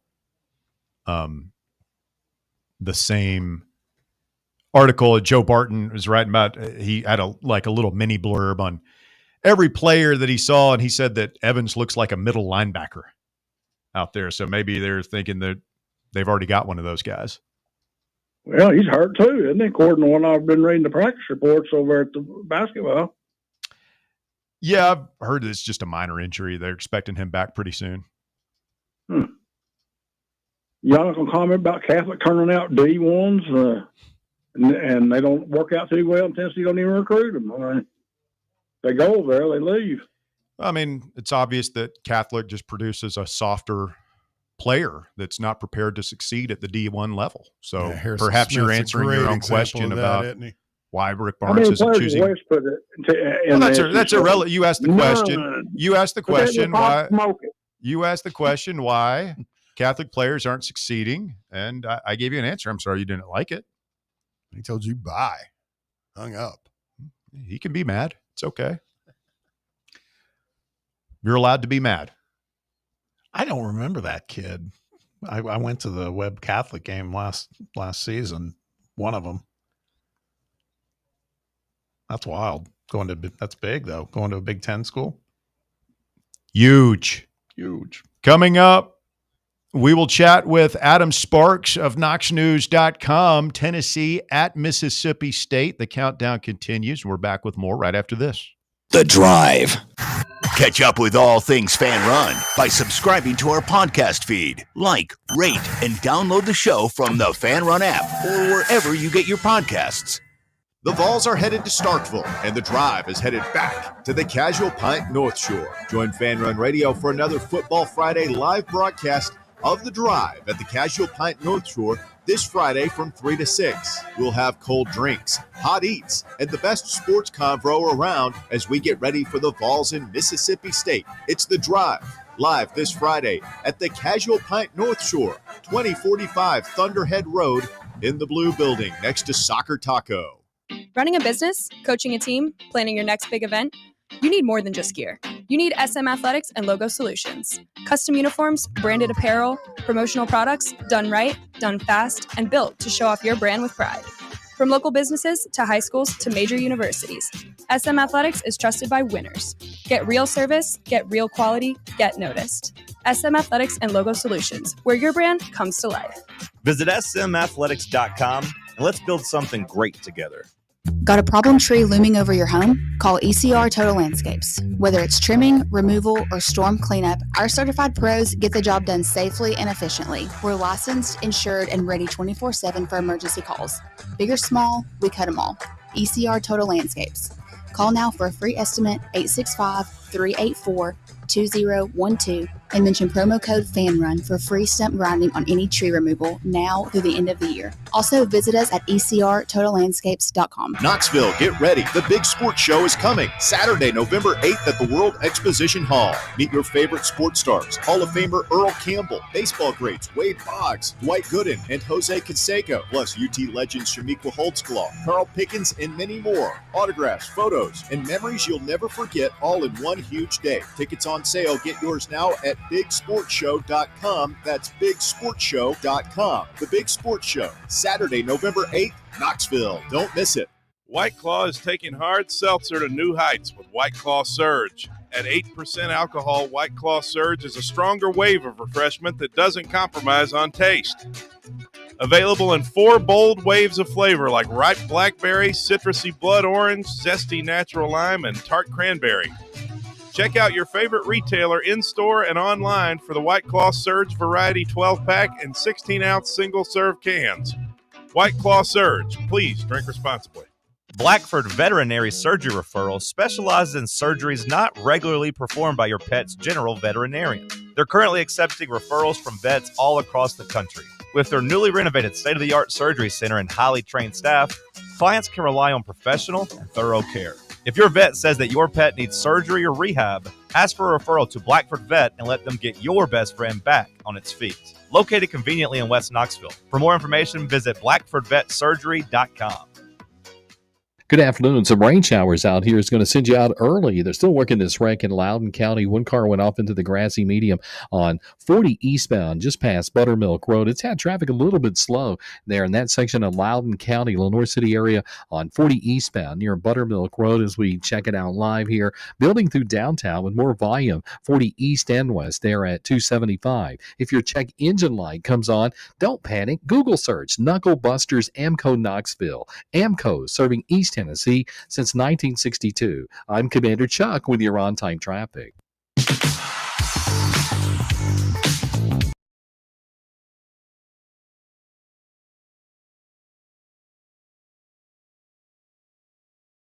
Bear and Walker are with you on a Thursday afternoon edition of the show, and pleased to be joined now by Adam Sparks. He covers the Vols for KnoxNews.com. Good afternoon, Adam. How are you, sir?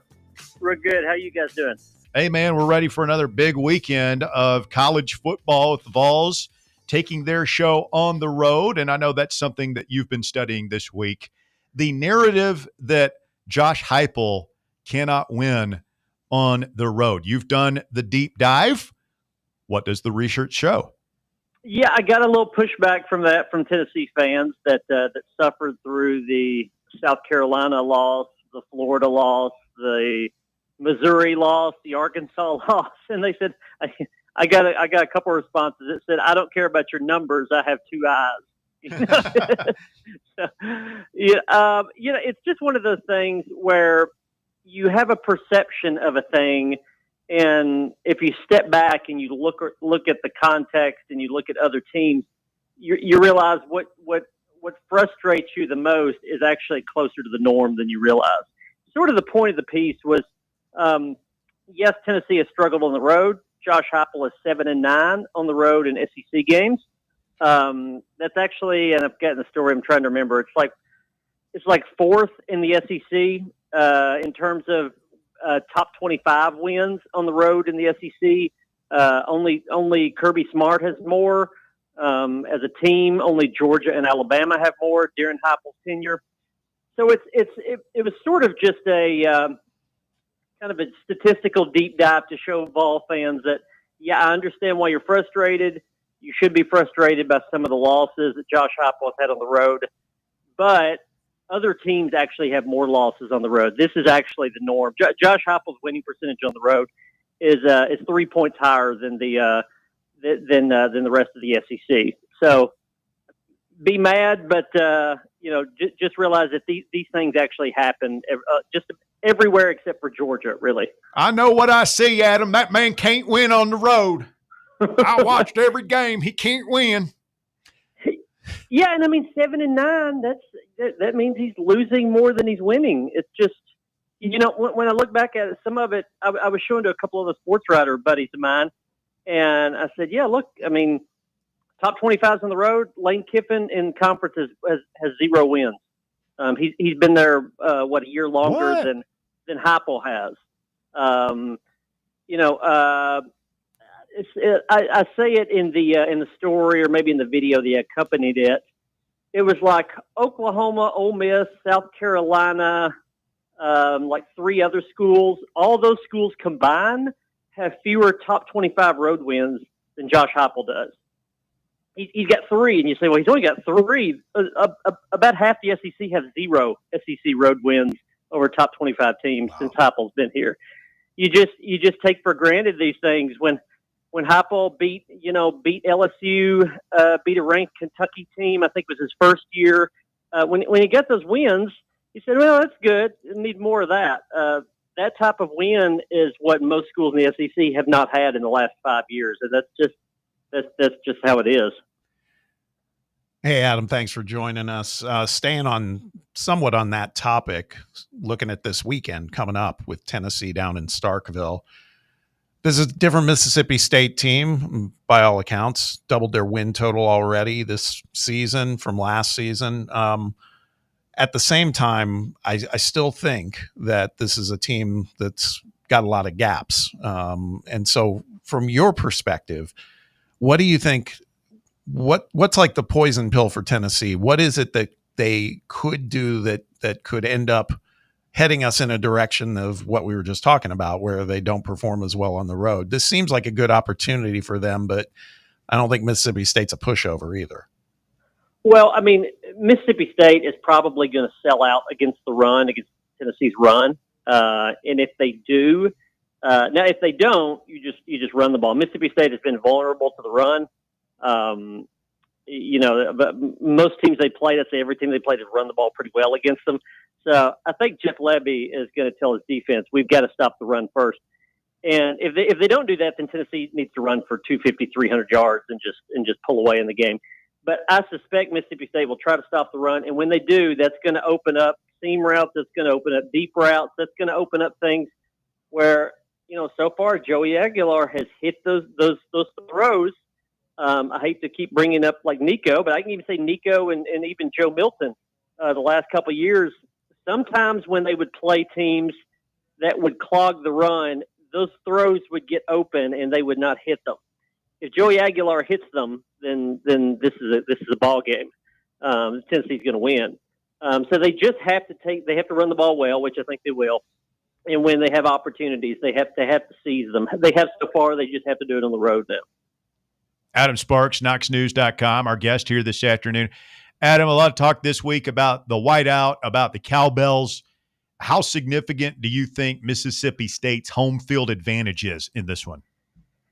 I mean, it could be. I I know Tennessee hasn't been down there in, I think it's 13 years. I've been down there a couple times just since then for Mississippi State games. And it's for anybody who hasn't been, it's not that it's an overwhelming sound.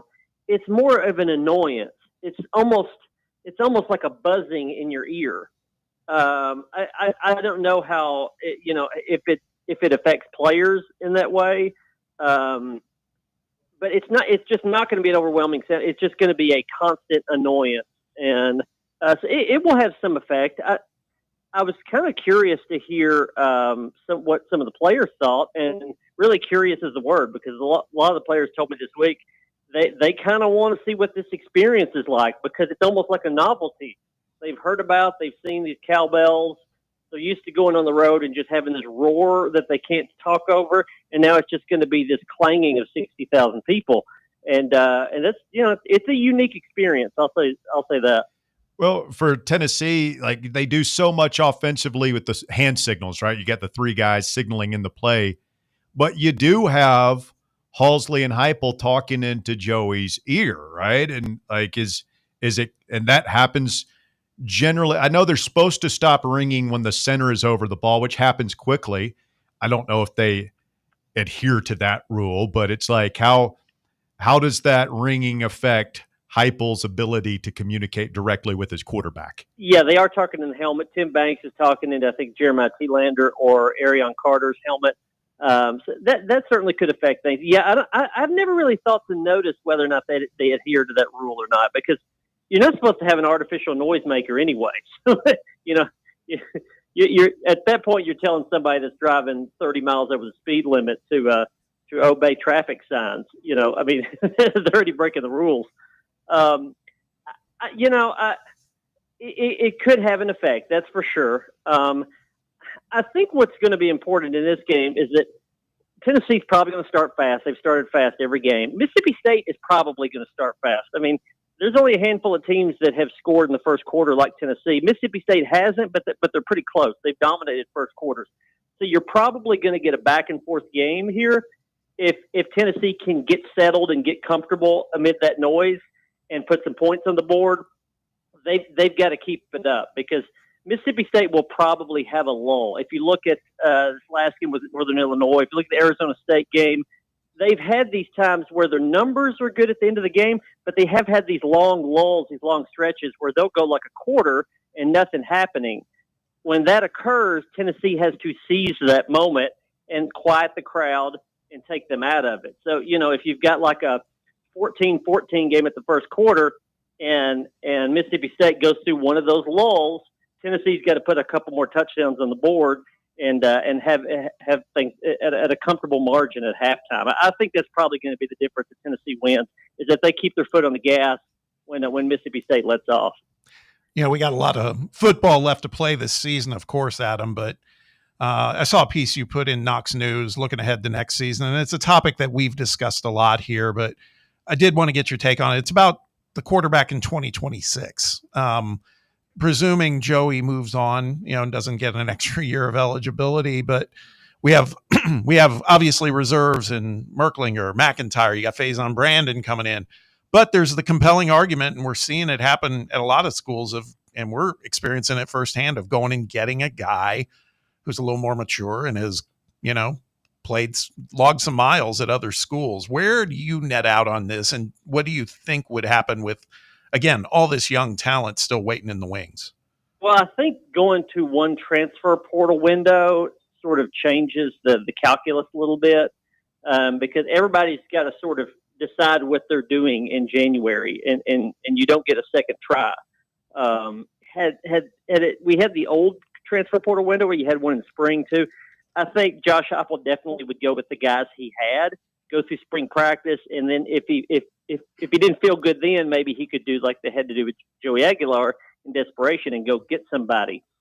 The way it is now, where you're going to get one portal window in January, I mean, it makes it tough. They have to really be sure in George McIntyre. Now I'm making the assumption that Jake Merklinger is either not the starter or he goes in the transfer portal and goes elsewhere. I think the latter is probably reasonable that he does that.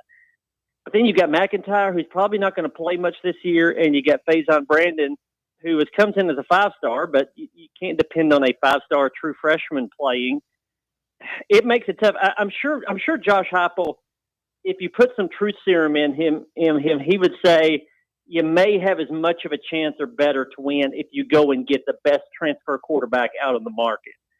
The problem is when you do that, you potentially could lose one of those other quarterbacks, McIntyre or Brandon. You could hurt your recruiting in the future to get one of those quarterbacks. You could mess up some of your recruiting class depending on when it came out that you were going the transfer portal route, because some of these 5-star receivers that they've got, they're getting those because they have 5-star, high 4-star quarterbacks. And sometimes it's harder to get those guys if you're just going the transfer portal route every year. But I don't know what they're going to do. I'm sure Josh Heupel would like to say, let's try this one more time of the young quarterback and see if it works out. And if it doesn't, then we'll go with the, just adding a portal guy every year or a couple of years. I honestly don't know what they're going to do, and I don't think they know what they're going to do, but you would like to see more George McIntyre playing so that you can have a better idea. Right. Hey, Adam, the injury report comes out yesterday. It seems like Jackson Moy is trending towards playing for the first time since the season opener against Syracuse. And there's also a lot of rumblings out there that David Sanders is going to make the trip, dress out, and just curious your thoughts on what the potential impact of those two is. Yeah, I knew Moy would play. I think if last week was the last game of the season, I think he could have possibly played then. So you knew he was probably going to play this week. They're going to take off the off week and see if they can get Hobbs back. And maybe Jermod McCoy, we'll see. David Sanders, I mean, when it came out that he was questionable, I just said, well, of course, it's 50-50. It's a coin flip. David Sanders is going to be questionable until he's not, and that's sort of how I look at it. Is he going to be out there dressed? Yeah, you hear the word trending that way. I've heard trending that way for the better part of the last month. And so I'll believe it's no criticism of the kid. I understand it's a sort of a unique situation with him. But when he's in uniform, awesome, but I'll believe it when I see it. Until then, I just won't expect him to be out there. That's disappointing. It is. I'm just sitting there thinking about it. It's like, oh, come on, man. I want to see him. And you may see him this game. I mean, this would make sense because then you go into the bye week and everybody feels good and you get some time. It's probably more just where I'm coming from more than it has anything to do with David Sanders. It's just and until I see it, there's really no point of counting on it because we have heard that he's maybe probably could play Saturday, and fool me once. It's been enough games of that. Let's just wait and see. Also, the fact that Josh Heupel said, this morning he's good, the next morning he may not be. So I can't even believe whether or not they know he's going to play on Saturday. Yeah. Hey, Adam, is there any more clarity on when we might see Jermod? Yeah, I mean, the Arkansas game has been the target for a couple of reasons. I had heard maybe Mississippi State. That was 2 or 3 weeks ago. But I had heard Arkansas probably for the past week and a half. They like the idea of getting him another week of practice because of the off week. So that's one reason. And the other reason is you really need him against Alabama. And if he can play some against Arkansas and then Alabama not be his first game but his second, that lines up pretty well. But if he goes into Arkansas week and he's still not there, then he's not going to play. It's just a matter of trying to get him an extra week with the bye week. Now that the schedules for 2026 and beyond are out, we, got some clarity at first on who the annual opponents were going to be, but then we saw the rest of it. It's a little it's a little exciting and a little nervous making when you look at that home schedule next season. Just your thoughts on what you see for 2026 and then 2027. Yeah, I mean it's good for season ticket holders in 26. I would say Yeah. that's a pretty valuable ticket for a lot of the home games you're going to see.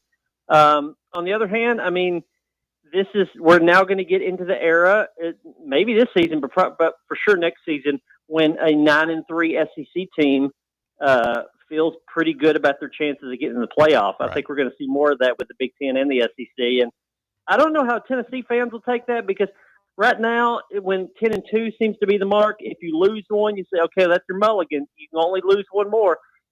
It's going to be weird if you lose a game in September and you say, well, just two more and you're in, and you could be in trouble. I don't know how that will affect the regular season, but I do like that there's a whole lot of good games on the schedule next year. It's just, then we get back to the original question, which is who's your quarterback for that really tough schedule. That may affect whether or not they go and get a transfer. He is Adam Sparks. You can read his work online at knoxnews.com. Follow him on X at Adam Sparks. Adam, always a pleasure, my friend. Safe travels down to Starkville. I mean, what you said, you're a veteran of that road trip. I mean, I've never been to Starkville. I hear what I hear. Like, what is that like? Do you have to stay in a real city and then drive in for the game day, or are you like pitching a tent outside the stadium? How does that work? Yeah, you either stay in Tupelo or Tuscaloosa. That's and I'm staying in Tuscaloosa. Those hotels are actually really cheap when Alabama's not in town. so yeah, you stay at one of those and then drive in. You can't get a hotel in Starkville. You can get within an hour and a half, but that's about it. It is one of those typical SEC towns where if the SEC was created 50 years later, there's not even a 1% chance that place is an SEC school. Because we think of it as population and all that now. We don't think of it as college town, but it's a college town. It's a small town. I will say, when you drive up to it, it is rural, and you can tell how I'm talking. I grew up very rural. It is rural, and then all of a sudden there's a stadium there. It's a cow pasture, and then, hey, whoa, look, there's a stadium. And it just turns into an SEC town just at a snap of the fingers. But I like it. It's a great press box. It's a fun stadium, and it's a unique thing because of the cowbells. All right, man. We'll pack some earplugs and enjoy it. All right. I'll have you guys have a good one. Yes, Thanks, Adam Adam. Sparks, knoxnews.com here on the show. We're not going to see Sanders. I don't think so, but he did. The thing that jumped out at me is one day he can be fine. I mean, it goes back to it's a nerve issue. Yeah. Sounds like one day he could be fine. I don't know that I necessarily want to see him this week. Like, I think having the off week next week is a big factor in all of these injuries. Like, there's a part of me that's surprised that they're going to throw Moy back out there. Yeah, and I'm with you. I don't want to see it. It's like, just let's not talk about availability and all that stuff, because then that gets us spun up. That's all. Yeah, I mean, it's like, because if you throw him in there, then are you moving Perry to right guard and Moy to left guard, and you're shuffling three positions? Like, I mean, in a perfect world, we get a big lead and we're not worried at all. And then, yeah, you can throw them in there. Hey, get a taste of SEC football on the road. That's going to pay dividends. Right. Sure. But it's SEC football on the road. I don't see how you can expect that to happen. Well, so I'm thinking, like, you've got 2 extra weeks here. Like, go ahead and use that the way it sounds like we're using it for McCoy, and just take all the time you need. So ultimately, like, we're playing well right now offensively. The long haul is the priority. If we were struggling on the offensive line, and we couldn't keep Joey upright, and it's like, oh my God, then I could understand rushing him back. But we're humming right now. Yeah, I mean, that's what I was going to say. The line's playing fine. I would kind of understand Jackson, just because, the numbers don't lie. We are not very good defensively, and I wonder if just getting him back into the mix is going to help out quite a bit on the defensive side of the ball. Quick break. You're listening to The Drive. It's Fan Run Radio, 865-966-3435. If you want to call or text to the show, we'll read from the text box and check in with the YouTubers when we continue next year on Fan Run Radio. The Drive. Big Orange Country's home for sports. This is Fan Run Radio. Bankruptcy, divorce, personal injury. These are just some of the curveballs life can throw at you. Fortunately, East Tennessee has someone to help you work through these problems and recover. The law offices of Jerry R. Givens. If you're in need of legal advice, call today to set up a free, no-obligation consultation. 865-801-9250. As always, the phone call is free, the advice is free, so what do you have to lose? Call 865-801-9250 or go online to jrglawtn.com. That's jrglawtn.com. The law offices of Jerry R. Givens. Legal expertise you can rely on. Hi, I'm Jessica Lodgen, one of the hygienists here at Knoxville Smiles. If your children are having sleep or behavioral issues, we have things we can do in modern dentistry that can help not just with their dental health, but also their overall health. Early intervention is the key for younger patients and can avoid costly procedures later in life. If you'd like to learn more, give us a call here at the office and schedule an appointment. 865-539-1776. Or just book online at knoxvillesmiles.com. Smile brighter with Knoxville Smiles. Today, we raise a glass of Jameson Irish whiskey to the sport of football. Hear, hear! To Gaelic football, born in Ireland in 1885 in its thrilling blend of soccer, rugby and basketball. On a massive field, 15 players kick or hand pass a round ball to score points over a bar or into a net. No pads, no helmet, no sense. Hear, hear! To college football, which kicked off in 1869 when Rutgers beat Princeton 6-4 in the Battle of New Jersey. With 11 players and helmets and pads, teams battle on a 100-yard gridiron with explosive pass plays and hard-hitting tackles. Unless you're called for targeting. Hear, hear! Since 1780, Jameson Irish whiskey has been enjoyed by sports fans all around the globe. Whether your football is Gaelic, American, or even soccer, we can all agree on super smooth Jameson Irish whiskey.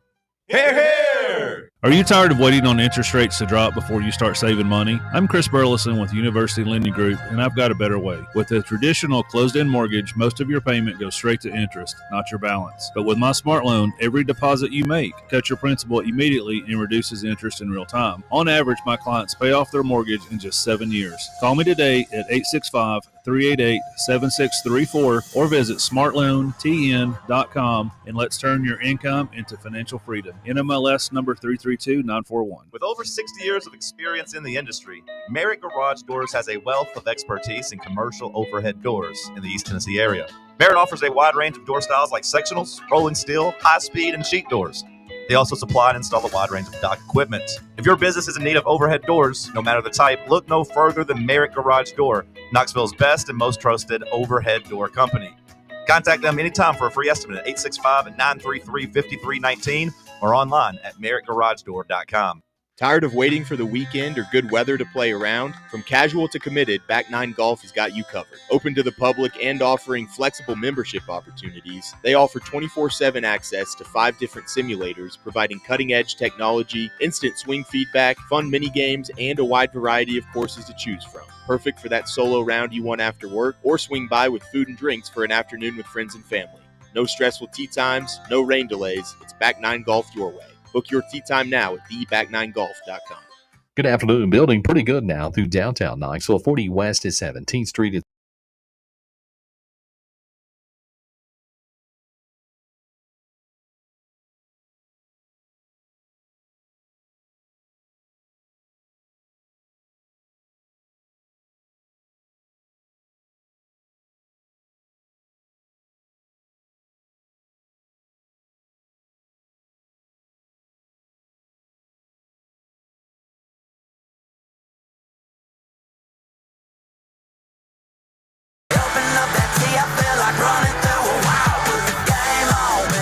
Back here on the Drive Fan Run Radio, a texter says, we can't bang the drum for the SEC being the best and deepest conference, then get mad when Heupel loses to said depth in a hostile road environment.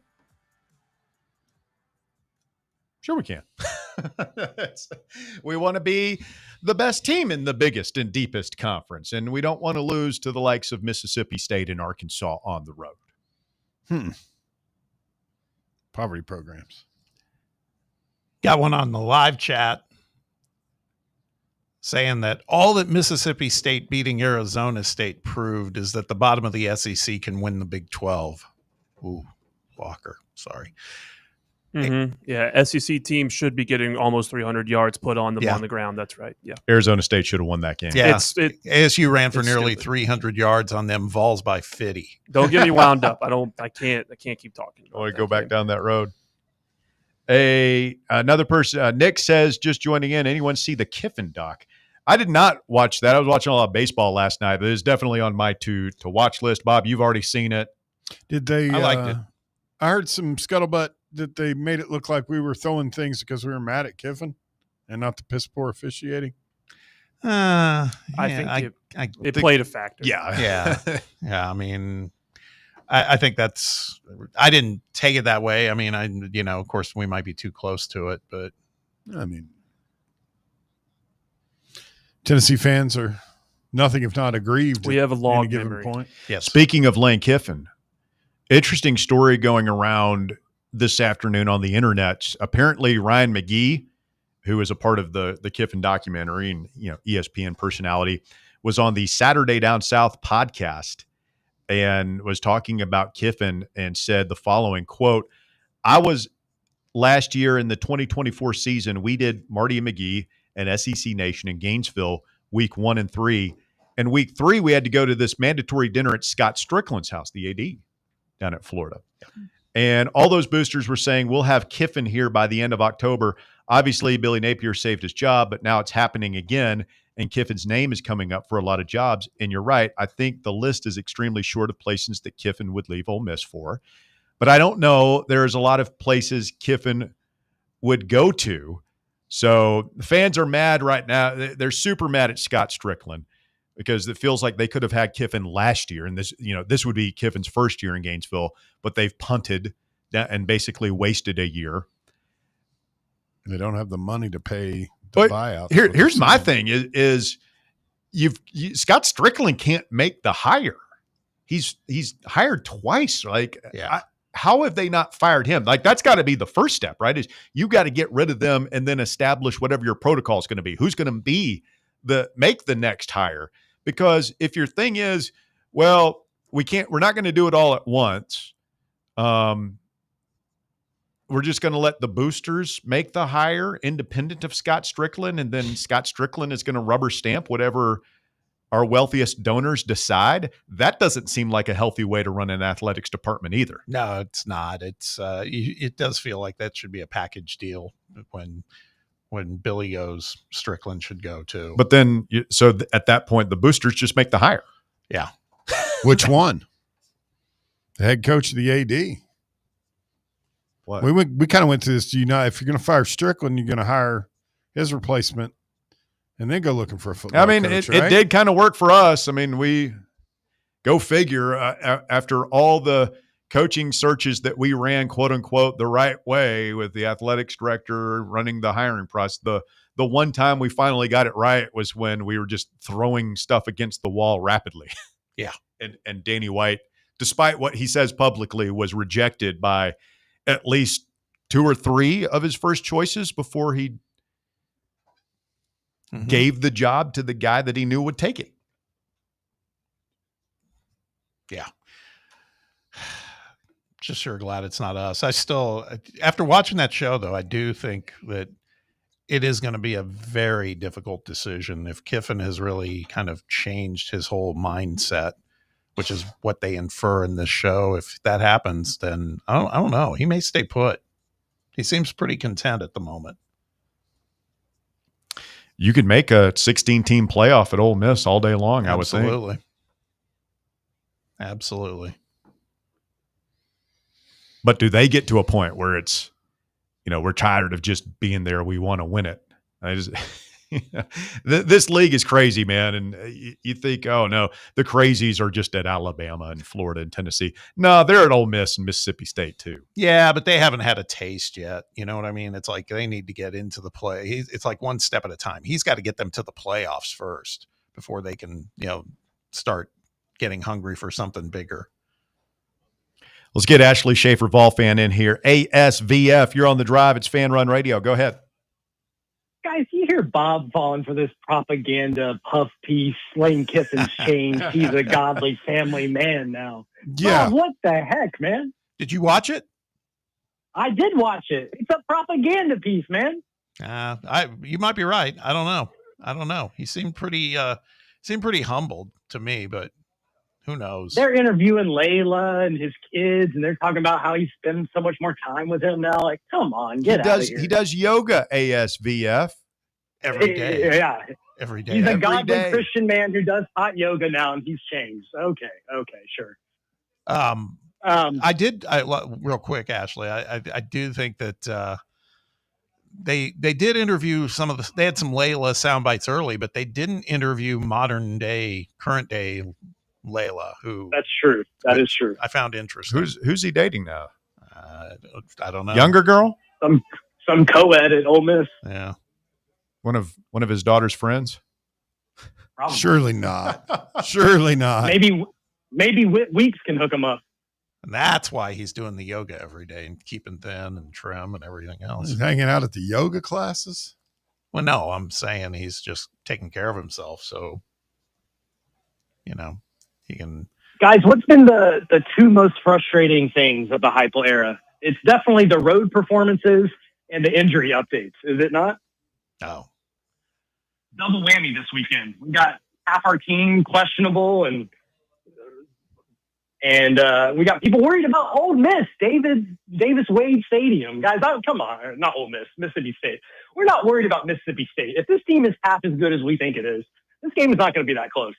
I'm not worried about Mississippi State stopping the run or selling out and stop the run. Come on, get real. Mississippi State's a good team, I've taken this phone call before.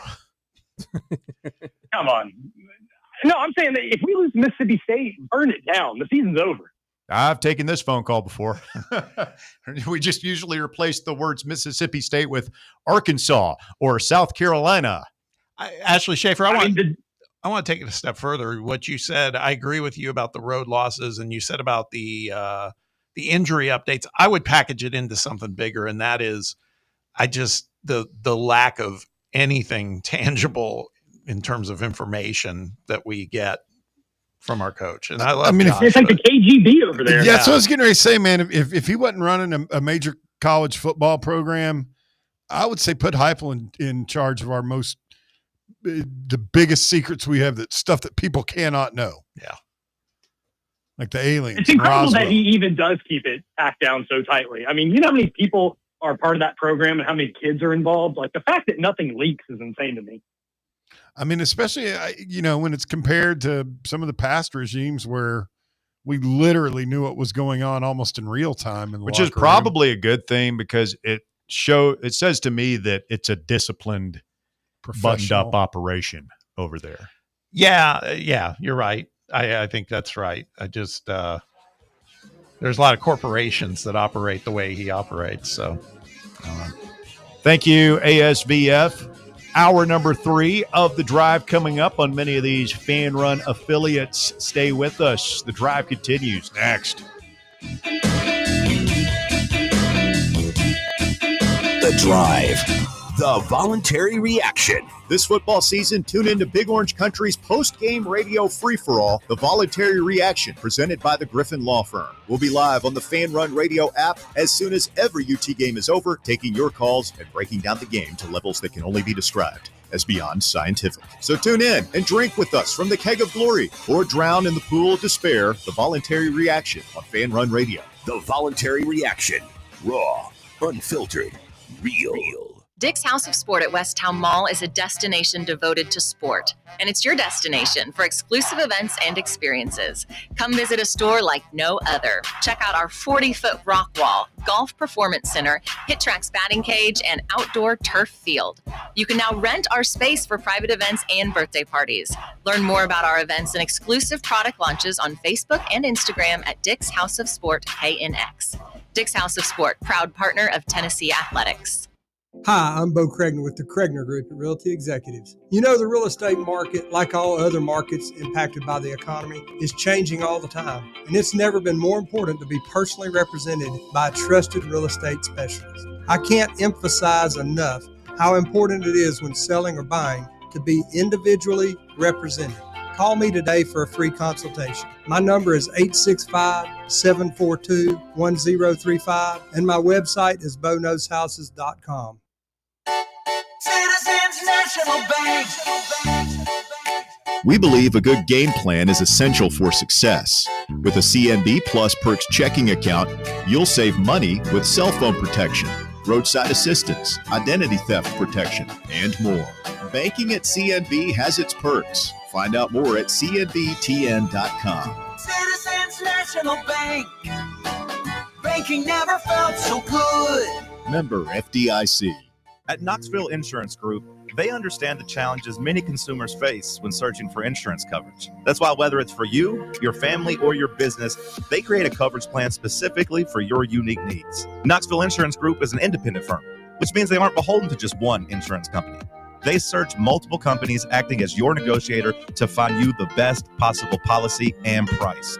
Start a quote in minutes at KnoxvilleInsuranceGroup.com or call them today at 865-694-9788. For over 3 years, Crumble Cookies has served the Knoxville area.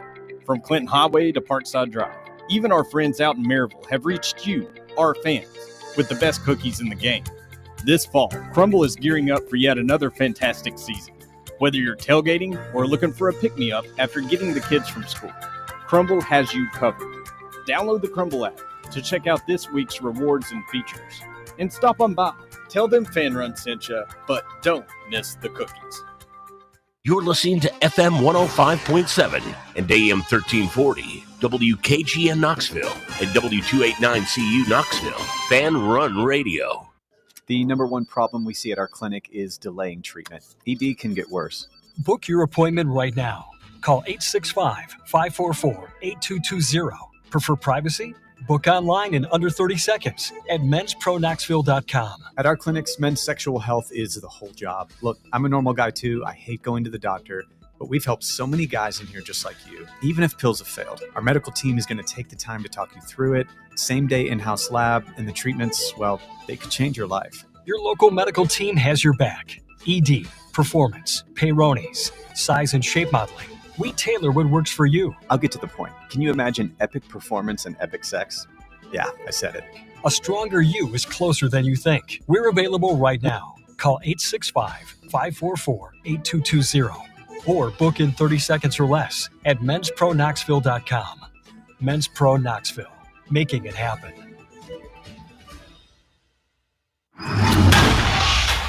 It's time for The Drive's Top 5 at 5.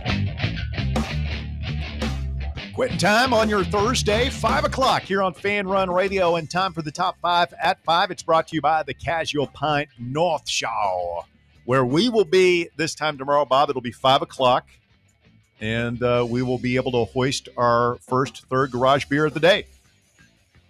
Officially kick off the weekend. Can't wait. 24 hours away. Cannot wait. Walker Smith, what do you got for us? Thank you. At number 1, Ross Dellinger reports legislation that would allow sponsorship patches to be added to college football jerseys as soon as next fall could be approved soon if commissioners can work out a disagreement over who will ultimately determine a standard for these jersey patches. The disagreement centers around whether individual schools, conferences, or the NCAA at large would be responsible for establishing a standard regarding for both types to be approved. Listener in the text box says, I sure don't want the Fly Emirates across the chest of our beautiful uniforms so Danny Dimebags can get personal helicopters for wine and cheese donor transportation. What they got Danny Dimebags is terrible. I would like to see the press conference, though, when we do sign up Fly Emirates, or what's the other one, Walker, that's a big Arabic sponsor? Turkish Airlines? Turkish Airlines. There's they're a big sponsor. It's another. It's a big soccer one? It's another big Middle Eastern airline. I don't know about airline. Or they've got Aramco. I can't wait for that press conference where Danny White and Josh Heupel come out there in like a turban to welcome their new benefactors from Saudi Arabia. Yeah, that'd be. I told you a long time ago. I've always thought Alabama would be welcome the Saudi Public Wealth Fund with open arms down there. Roll down tide. Would you? I don't know, man. Here's a $100 million cash infusion for players immediately. You're gonna across sign, all sports. You're going to sign Yes. the best recruiting classes in all sports over the next 5 years. In all four major. Then whatever you want. Yeah, I'm probably taking it, even if they are cutting up reporters. Baghdad on Bear over embassies. here. Worked for your Man City boys. Like, it didn't work for yours and everybody else having anything to do with with soccer. I mean, Russell had some Russian oligarch. He's probably thrown poor people had people thrown off the top of buildings for his Uncle Vlad. Our ownership is not that good at Manchester United. I would much rather have them giving us money than the Glazers did for the past 10, 15 So it doesn't matter where the money comes, blood It money, does. you'll take it. So you would take our sheik that's been the benefactor of the in soccer? Yeah. All day. I'd rather have that than in soccer. It's a tangent. No, I don't want to go on soccer. I'm a talking about Tennessee football. I was going to Tennessee say, I football? feel like I'm listening to an episode of This Week in Soccer. About to say. The Vols. The Vols, it'd have to be a lot of money. It would Say have it's probably more likely to have Delta or I something. mean, how much your soul costs? Tell me. Oh, it would cost the number one recruiting class for the next decade in every sport. However much that costs. At number 2, Team USA has announced the opening pairings for tomorrow's first session of the Ryder Cup at Bethpage. Bryson DeChambeau and Justin Thomas will start off, followed by Scotty Scheffler and Russell Henley. After them, Colin Morikawa and Harris English will be the third team off. And finally, Xander Schauffele and Patrick Cantlay will round out the morning teams for the U.S. What is our best pairing there? Oh, I think DeChambeau and Thomas. I like Scheffler and Henley. Scheffler and Henley's relationship is pretty good just Yeah. because they're like best friends. Scheffler's Talent- pretty fired up, focused, and prepared for this weekend. Yeah. Henley's been playing great golf. Mm-hmm. I mean, there's some fun pairings on the European side too. Yeah. You know, if you want McIlroy all and fire, Fleetwood. if you want all fire, short tempers, look at John Rahm and Terrell Hatton. Yeah. Best buds, Rory McIlroy and Tommy Fleetwood, obviously. They're smart. We call that pairing Fleetwood Mac. Oh, come on. Yeah. Give it to him. That Give was it to good. him. That was good.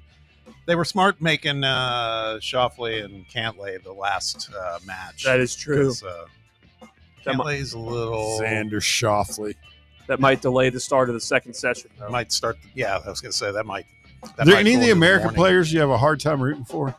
Oh, it was Bryson DeChambeau for a long time, but I've kind of come around on him. For me, it's Cantlay. Cantlay is a tough Really? one to root for. Annoying. For me, I have known nothing about this person. Xander Schauffele's name.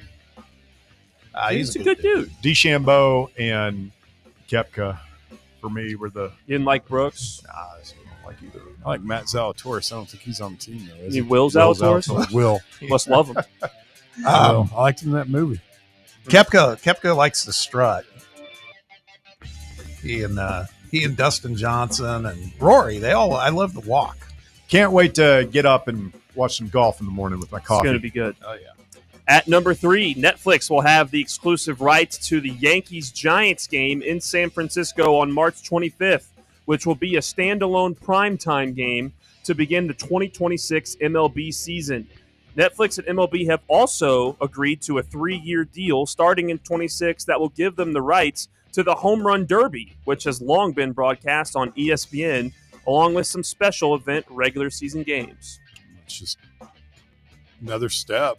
I mean, this doesn't surprise me at all. They're wanting to get into the sports streaming. They like doing the big events, like it's opening day or opening night in baseball, and then home run derby. I don't see them going after a big package of games. Did you see a story that came out yesterday about how there are a couple senators that are trying to block a bunch of these media rights deals that MLB are trying to do? I didn't see that. I didn't dive too deep in it, but the headline was they're worried about some. Sorry, I'm trying to figure it out. Chinese Communist Party infiltrating the great American pastime. Some like monopolization type of stuff with that, and I don't quite know the details. I thought it was a little interesting that. Well, we've they're only starting got, to get what, involved. 2 or 3 major media companies involved in this stuff anymore. Yeah, and I mean, not for nothing, but ESPN had their last Sunday night baseball game this past Sunday night. It's really sad. Pour one out. Mhm. And at number 4, Thursday night football kicks off week 4 with the Seahawks traveling to Arizona to take on the Cardinals. The game kicks off at 8:15 Eastern on Amazon Prime. The Cardinals are 1.5 favorites. Cardinals are going to be wearing their desert-themed uniforms. I'll be tonight. interested to see how these are received. What the hell is that? I haven't seen these. It's interesting. It is desert camo looking. Nah, it's kind of like sandy texture looking on their jerseys and pants. The helmet looks cool. Russell and I both we approve of the helmet. Oh yeah, it's like the Nike rivalry uniforms they're starting. I think this is like the first iteration of these that are being worn. Yeah, here they are, Bear. It's these. The Cardinals bank on life without James Conner again. See how that goes for them. They have some backups down there. Hope you picked them up if you had James Conner in fantasy. It's brutal. Absolutely brutal. And at number 5, residents of a San Francisco Bay Area city are on the lookout for an aggressive squirrel that has sent at least 2 people to the emergency room for medical treatment. 2 women told ABC that they were walking in the Lucas Valley neighborhood of San Rafael when a squirrel seemingly came out of nowhere and attacked her leg, clawing and biting. The squirrel also launched itself from the ground to one of their faces and wound up on her arm, leaving it bloody. It's like the bunny rabbit from that Monty Python and the Holy Grail. It's a vicious beast. Big, nasty fangs. Squirrels are bold, man. Oh, they're vicious. Yeah. They'll spray you. Yeah. Spray you? Yeah. Squirrels? They are not nice. Spray you with what? Urine. What the hell else? A hose? Squirrels will pee on you? Yeah. Yeah. They are bold. Who knows? Vicious little animals. This one might be peeing on people. Wait, it's active. All right. That's Nothing it. to add to that. Thank you, Walker. That is the top 5 at 5. It's brought to you by the Casual Pint North Shore. Come on out and see us tomorrow as we broadcast live 2045 Thunderhead Road. Oktoberfest is already underway. They've got some great beers you're going to want to try down there. They've got a Stein special where you buy the big Stein from the Casual Pint. You get a couple of free pours and stuff like that. So come on out and enjoy some of that with us. They've got great food down there, pizzas. They're a big fan of the pretzels and beer cheese, great bar food and things more substantial. My wife had a delicious burger there last time we were there. So really looking forward to getting back down there tomorrow from 3 until 6 p.m. Come on out and see us and pick up your voluntary reaction Keg of Glory t-shirt. We went dark mode this year, so we had the black Keg of Glory t-shirts for giveaway tomorrow at the Casual Pint North Shore at 2045 Thunderhead Road. It's a good-looking t-shirt. Absolutely. I mean, we don't give out bad-looking t-shirts, do we? They're pretty much all bangers. I've got one on right now. It looks good. A good logo. Well, I mean, I make it look good. Let's be Well, honest. take it easy, but yeah, I mean, The peanut one was cool from the baseball game a couple of weeks back. oh, from fan run night. I know what you're talking about, Bear. I follow that. Coming up, we're going to visit with Rebecca Painter, the newest member of Vol Nation.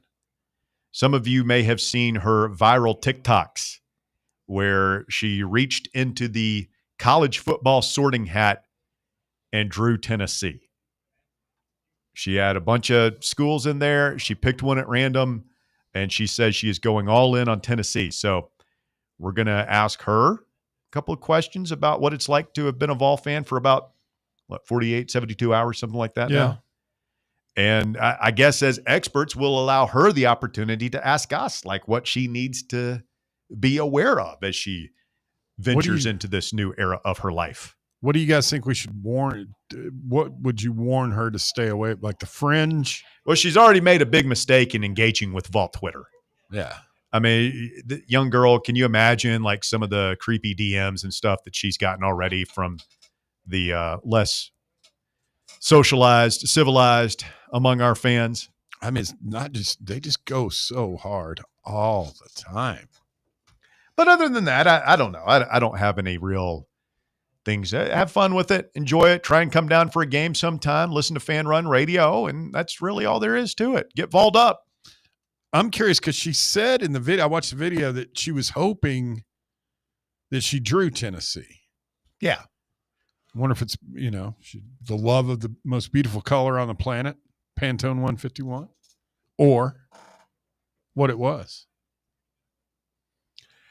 She did an interesting draw. She eliminated. Yeah. It wasn't just reach in and the first one you pull out is your team. Yeah. She went through an elimination process. Really? How many there were like slips were there? 10 or 12. Ohio State was in there. Penn State was in there. Yeah. Actually, she said that they took the top. So there was no chance she was going to become a Purdue fan. No, what she did was they actually did the top 10 teams, but she pulled out Texas and Texas A&M because she doesn't want to root for a Texas team, and then put in teams that were ranked 11th, which was Indiana, and then she put Tennessee in. Tennessee was a late ad. Okay. But I'm interested to see what she said, what drew her towards us. Sometimes we're not an easy fan base to Nothing. Really It was a random thing. What do you mean? What drew her? She didn't choose. It chose we chose her. No, but she said that she was interested. She was hoping that she was going to draw Tennessee. Yeah, I'd say like our fan base in some other states, I love them, but it's kind of a novelty, and like good or bad, depending on how you look at it. But she looked at it good, I guess. Yeah. So fun stuff. Don't forget, again, tomorrow live at the Casual Pint North Shore. Get your Crown Cleaners Crown Pick of the Weekend on Facebook. Already had some guy tried to send me a score on Twitter. It's always one. You think they're just trying to be funny? No, listeners. No, I think they're just that dumb. Poor reading comprehension. Instruction followers.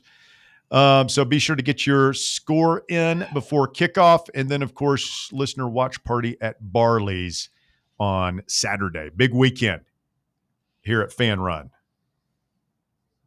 Would love to hear from some folks who are going down to the game. Pack your earplugs. Is anybody from Fan Run going? I hadn't heard anybody. Not that I'm aware of. I wish we could have sent McClure to the Pony to wrestle. I expect to hear from somebody at the Pony Saturday night. Yeah. Biscuits and gravy. I would almost assure that someone's going to call from there. Oh, one of our people. Yeah. That could get scary. Yeah, I'm just sitting here thinking, the weekend itself, it's almost,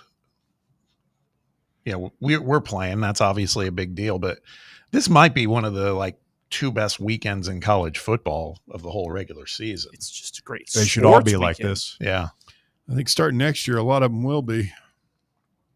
Yeah, that's going to be a lot of fun.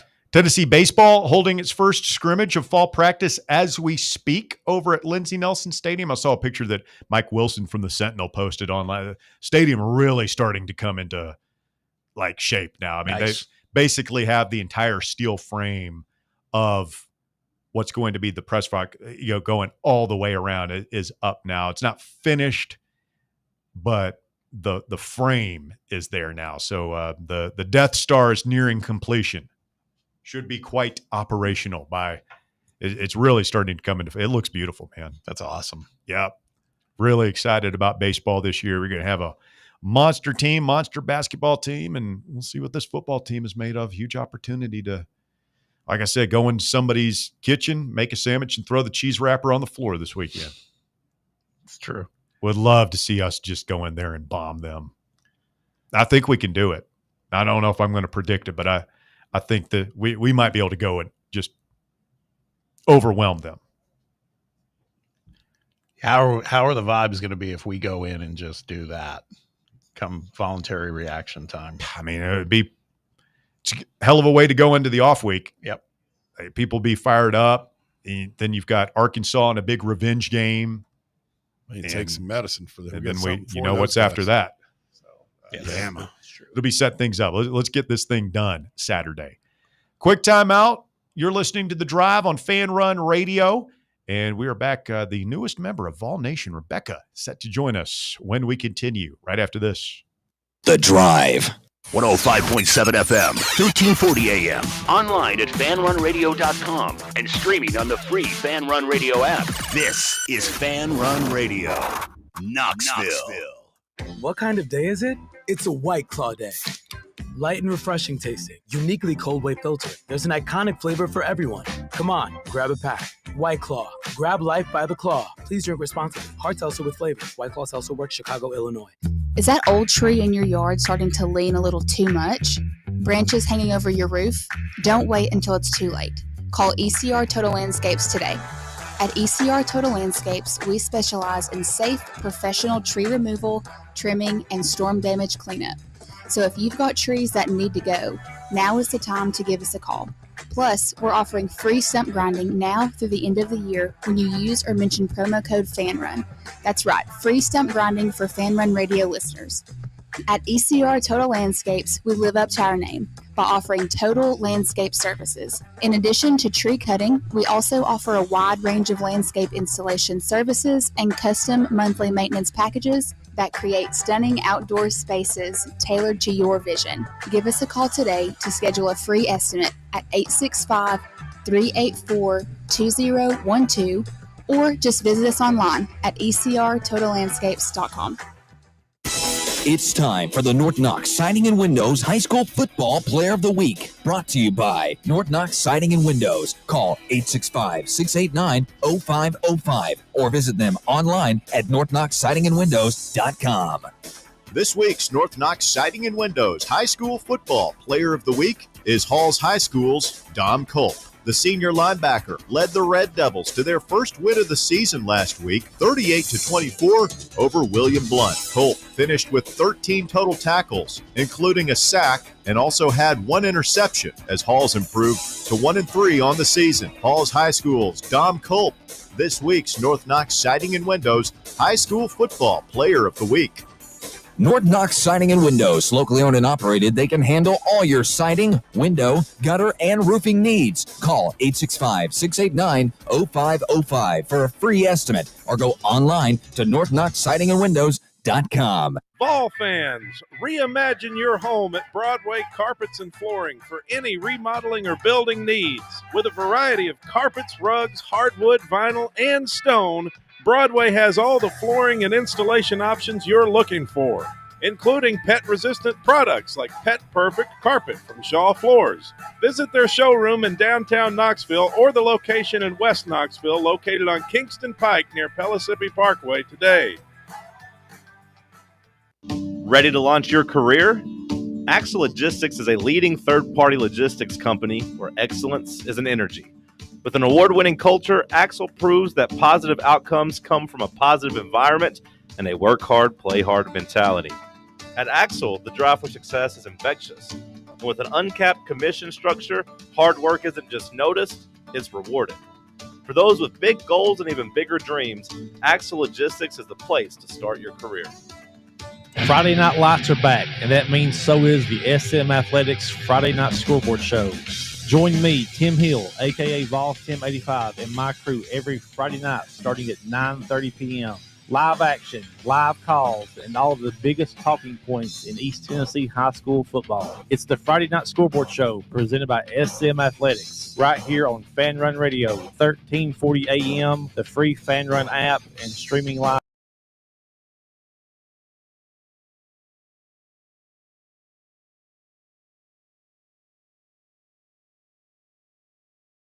Live this afternoon in your White Claw Hard Seltzer Studios. Russell Smith, Bob Baskerville, Bear, and Walker Smith, no relation, through the looking glass this afternoon, and pleased to be joined by the latest member of Vol Nation.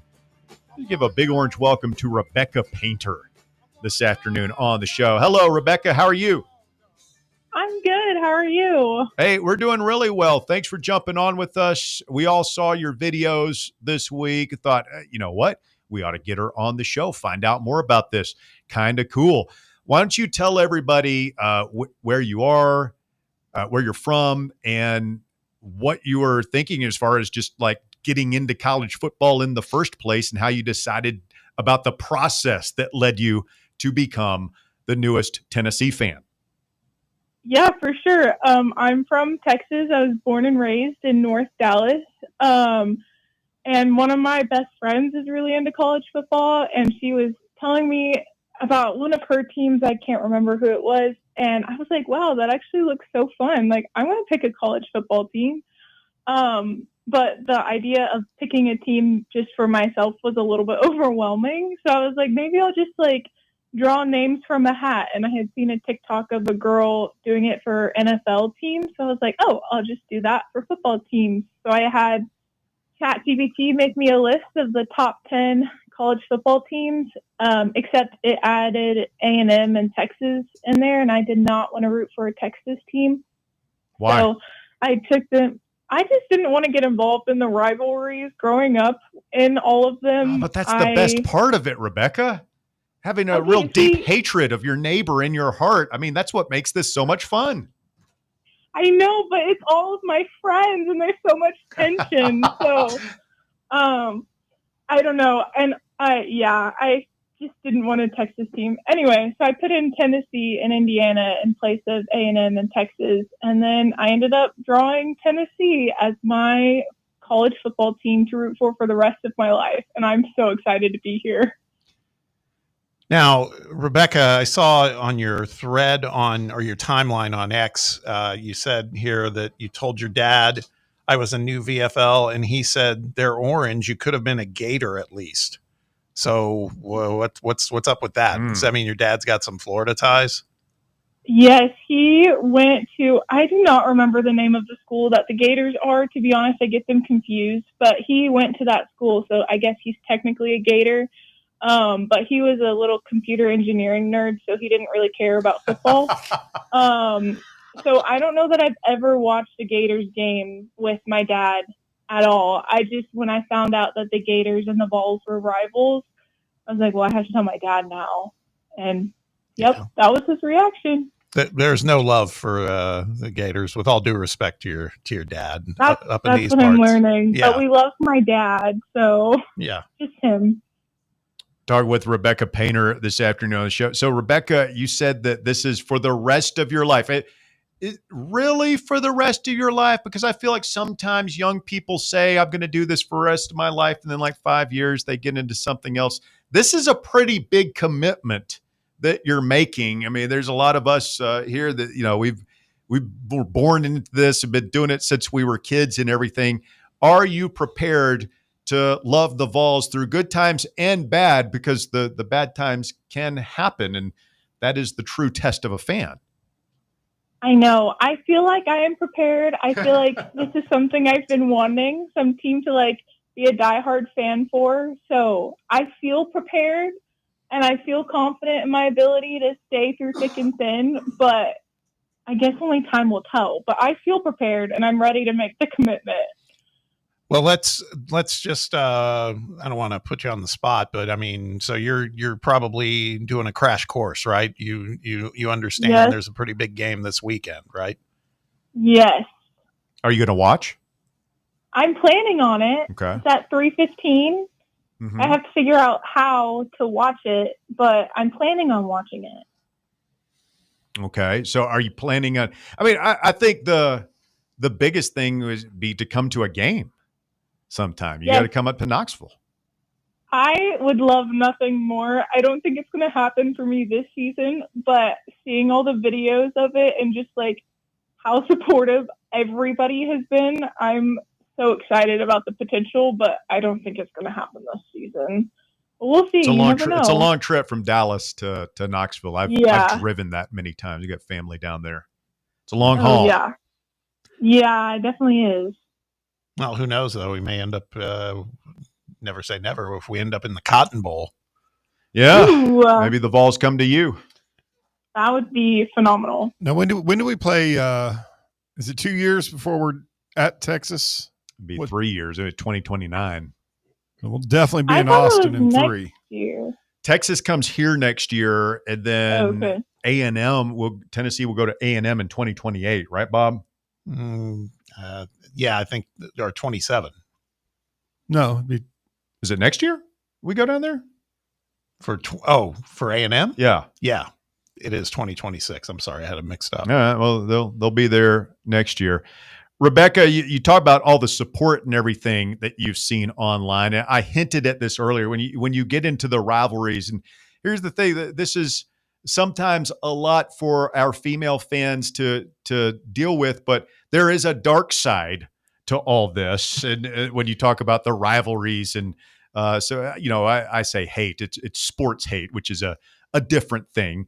But have you seen there is a dark side of Vol Twitter, which I'm sure they're like you're communicating with these folks. Have you glimpsed that yet? I don't think it's been hardcore. That's a no. There's definitely been. I had one person tell me that they hated me, but I know like sports talk is like it's different than like normal people, I guess. So everyone's normal. I'm just kidding. No, they're not. No, they're not. It's a weird group, and the losses bring out the worst in people at times, and it has been known to get ugly. So hopefully you hope I'm not trying to scare you off. I'm just trying to prepare you for what, again, if this is a lifetime commitment, truly, this is inevitable. You will run into this. We all have. Yes. Somebody on one of my TikToks commented, "Oh, bless your heart. You have no idea what you just got into." And so that honestly scared me a little bit, but I'm just here for a good time, so we'll see what happens. Well, okay, if that's the case, then one thing you need to do, mark it down. You're spending time with us here on the radio, Fan Run Radio. There's a show, and Russell does it, that's post-game, and it happens on Saturday. It'll happen after the game against Mississippi State. You'll be able to stream it live if you download the app for Fan Run Radio. It's a free app.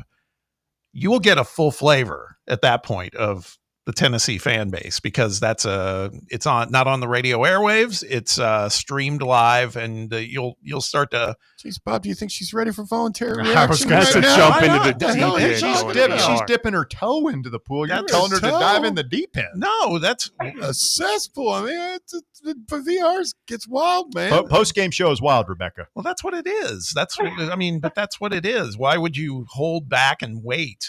You need to get the full immersion. You don't just, this is not kiddie pool stuff. What right? Chris's wife called a loser situation. I don't know. You should check it out, though. Download the app and just give it a listen, because the beauty is, if you feel like, okay, this is not my thing, then you can stop listening. Mm-hmm. Yep. Rebecca Painter is with us. She just reached into the sorting hat of college football teams and drew out Tennessee. It's a lifetime commitment. Rebecca, I guess we'll give this opportunity to you. Are there any questions that you have for us? Like I said, I'm 45, been in it since I was 7 years old. There are a lot of people who've put in a lot of time here. We will be glad to assist you in this adventure that you're going on, and it is an adventure. Is there anything you need to know from us? I guess I'm curious. A lot of people have been like, you need to get to Neyland, and I'm so excited to go at some point. But what are like game day traditions that I should be aware of, especially someone who doesn't live in Knoxville? You're gonna hear Rocky Top a lot, like a lot. You're familiar with Rocky Top, right? Our fight song. Yes. Okay, you've heard that. What do you think? I'm not gonna lie to you. I have not heard the whole thing, but it's on my list. I know that I need to memorize the words. Yeah. Yeah, and then there's other things they do, but you have to be on site to see them, like the Vol Walk before the games, where the players and the coaches, they walk by thousands of fans on their way into the stadium to get ready for the game. A lot of people get smashed. A little bit of that. Running through the tee, that's something you'll be able to see on TV. You won't be able to this weekend because it's an away game, but that's considered one of the greatest traditions in all of college football. Yeah, I would say just coming to a big game, there's nothing like the pregame experience of just walking around the stadium, walking around campus, hitting up a couple of tailgates, eat some good food and beverage, and if it's a 3:30 kickoff, you're going to want to get there at least 2 or 3 hours early just to sort of walk around and soak up the sights and sounds, because that's one of the things that really makes SEC football different from any other American sport is the culture that goes around along with it. Yeah, it's an event, it's a lifestyle, it's a lot of fun. So welcome to the family. Thanks. I'm excited to be here. Yep. Have to come in early, check out Calhoun's, the vault. We have a Navy on the river. Oh, I did. I heard about that. Yeah, we get an alert listener, maybe invite you on the boat and show you around down there. It's a scenic setting. Bob, are we forgetting it? Is there anything else she needs to be aware of before we let her go? No, talked about Vol Navy, running through the T, Vol Walk. We don't win at Florida. What's that again? We don't win at Florida. No, we don't win at Florida. No, we don't. Yeah, that's that up yeah. right now. Yeah, that's these are things that we need to be aware of. The biggest that we can't do. I would say let's the rivalry that matters most to us. You might think it would be Kentucky or Vanderbilt because they're proximate to this school, but it's Alabama, right? Because that's who we want to beat the most. Florida's up there too, but Alabama's an annual opponent. Even we don't in the like new them. structure, we do not like them. I hate They're very good. Yeah, you got to hate them. And so you got to learn. You got to learn to dislike Alabama. We call them the Gumps. Perfect. I feel like Rebecca's taking notes. I hate Alabama. I know. Got like, it. She's hate Alabama. Also hate Gators, but not as much as Alabama. Okay, got it. Yeah, and then they're different kinds of hate we have for each school. Okay. And we're focusing too much. Do we win against Alabama? As much as anybody else. Okay. Not a whole lot of people have success down there. No, they are historically one of the better teams in all of college football. Yeah.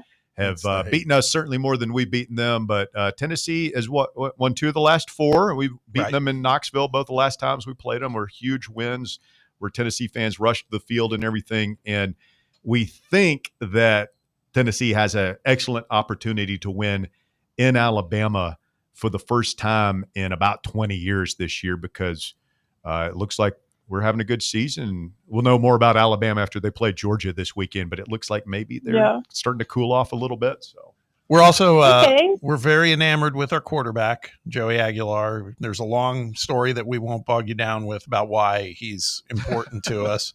But he's new to the team, and so far he's playing great. But if there's a guy you want to keep your eye on, it's definitely Joey. Okay, perfect. I heard his mom or his grandma has a Rocky Top 101 class. That could be. That could be. She's Grandma Aguilar and Mama Aguilar. They've gotten very involved, so that's very plausible. I hadn't heard that, but should check that out. Yep. So there you go. That's our primer. There you go, Rebecca. Anything else you want to know from us before we let you get out of here? I can't think of anything. I'm sure things will come up, but right now I'm just trying to absorb everything. It's a lot. Well, you've got our number, Rebecca. If you ever have any trouble, any questions, you know who to call. 3 to 6 Monday through Friday here on the drive. Sounds good. You call your buddies. We'll help you out. All right, Rebecca. Appreciate you. Welcome to the family. Rebecca Painter, our newest Tennessee fan. Brandon on Twitter says we need to send her a Keg of Glory shirt. Yeah.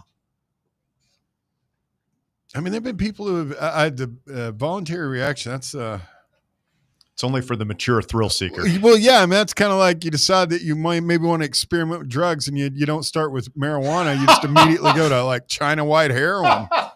That's odd compared. That's one way to look at it. I mean, some dude almost got divorced on air. We had another guy who was under the influence of some kind of strong hallucinogens.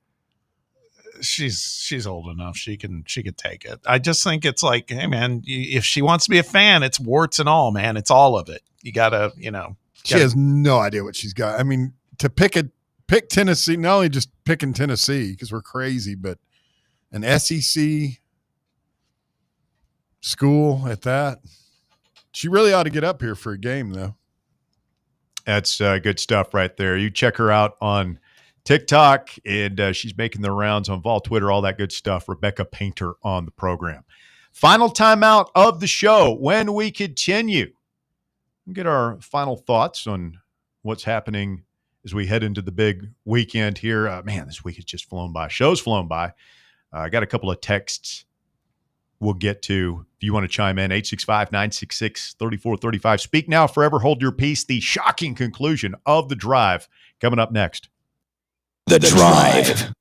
Can't get enough Fan Run Radio? Download the free Fan Run app and take the best Tennessee sports conversations with you wherever you go. The Vols are headed to Starkville, and the Drive is headed back to the Casual Pint North Shore. Join Fan Run Radio for another Football Friday live broadcast of the Drive at the Casual Pint North Shore this Friday from 3 to 6. We'll have cold drinks, hot eats, and the best sports convo around as we get ready for the Vols in Mississippi State. It's the Drive, live this Friday at the Casual Pint North Shore, 2045 Thunderhead Road in the Blue Building next to Soccer Taco. Got a flat tire? Strange noise under the hood? Don't stress. Roll into Matlock Tire and Auto Service. From oil changes and brake repairs to brand new tires, Matlock's certified techs do it all. Fast, friendly, and fair priced, Matlock is the home of the price match guarantee. Bring in any competitor's ad, and Matlock will match the exact same tire for the exact same price. Matlock Tire and Auto Service, 5 locations in East Tennessee. Visit MatlockTireService.com to find the location nearest you and schedule your appointment. Have you ever found yourself wishing your clothes looked brand new again? Whether it's your favorite suit, that little black dress, or your comfy winter coat, Crown Cleaners can make it happen. From stubborn stains to delicate fabrics, the expert team at Crown Cleaners uses the latest cleaning technology to ensure your clothes come back looking and feeling fresh. Visit one of their 2 area locations, Kingston Pike on Bearden Hill or South North Shore Drive near Dunkin' Donuts. Online at crowncleaners.com. Crown Cleaners, a tradition of excellence. Yee-haw! I've been hooting and hollering ever since I started betting with the VIP Play app. VIP Play has more than 200 leagues, every bet type you can imagine, live betting and live hosts, all with 24/7 support from real live people when you need them. Start betting better with the VIP Play app today. Don't be a better, be a better with VIP Play today. Download VIP Play today or head to VIPPlayApp.com. Make sure you use the promo code FANRUN to take advantage of their welcome bonus and so they know that we sent you. Gambling problem? Call 1-800-8899-789. Must be 21 or older and located in Tennessee to bet. Your smile says it all, so make sure it's saying the right thing. At Knoxville Smiles, we believe healthy teeth mean happy lives. Whether it's a routine cleaning, whitening for that big event, or fixing a nagging toothache, our gentle team is here for you. With flexible hours, family-friendly care, and the latest technology, Knoxville Smiles makes every visit stress-free. Don't wait another day to love your smile. Call Knoxville Smiles today at 865-539-1776 or book online at knoxvillesmiles.com. Smile brighter with Knoxville Smiles. Hey, football fans, this is Stats. And this is the Sheik. And together we are the Cover Boys, and we cover college football like no one else. Each week, we preview all the big games in college football, and we may not tell you who's going to win, but we'll tell you who's going to cover. Our patented right sides are clicking at 66% against the spread all time. So join us right here every Friday evening at 8 for the Cover Boys on the official voice of Tennessee fans, Fan Run Radio. And enjoy the winners, everyone. Good afternoon. Building pretty good with that traffic volume out Alcoa Highway, especially southbound.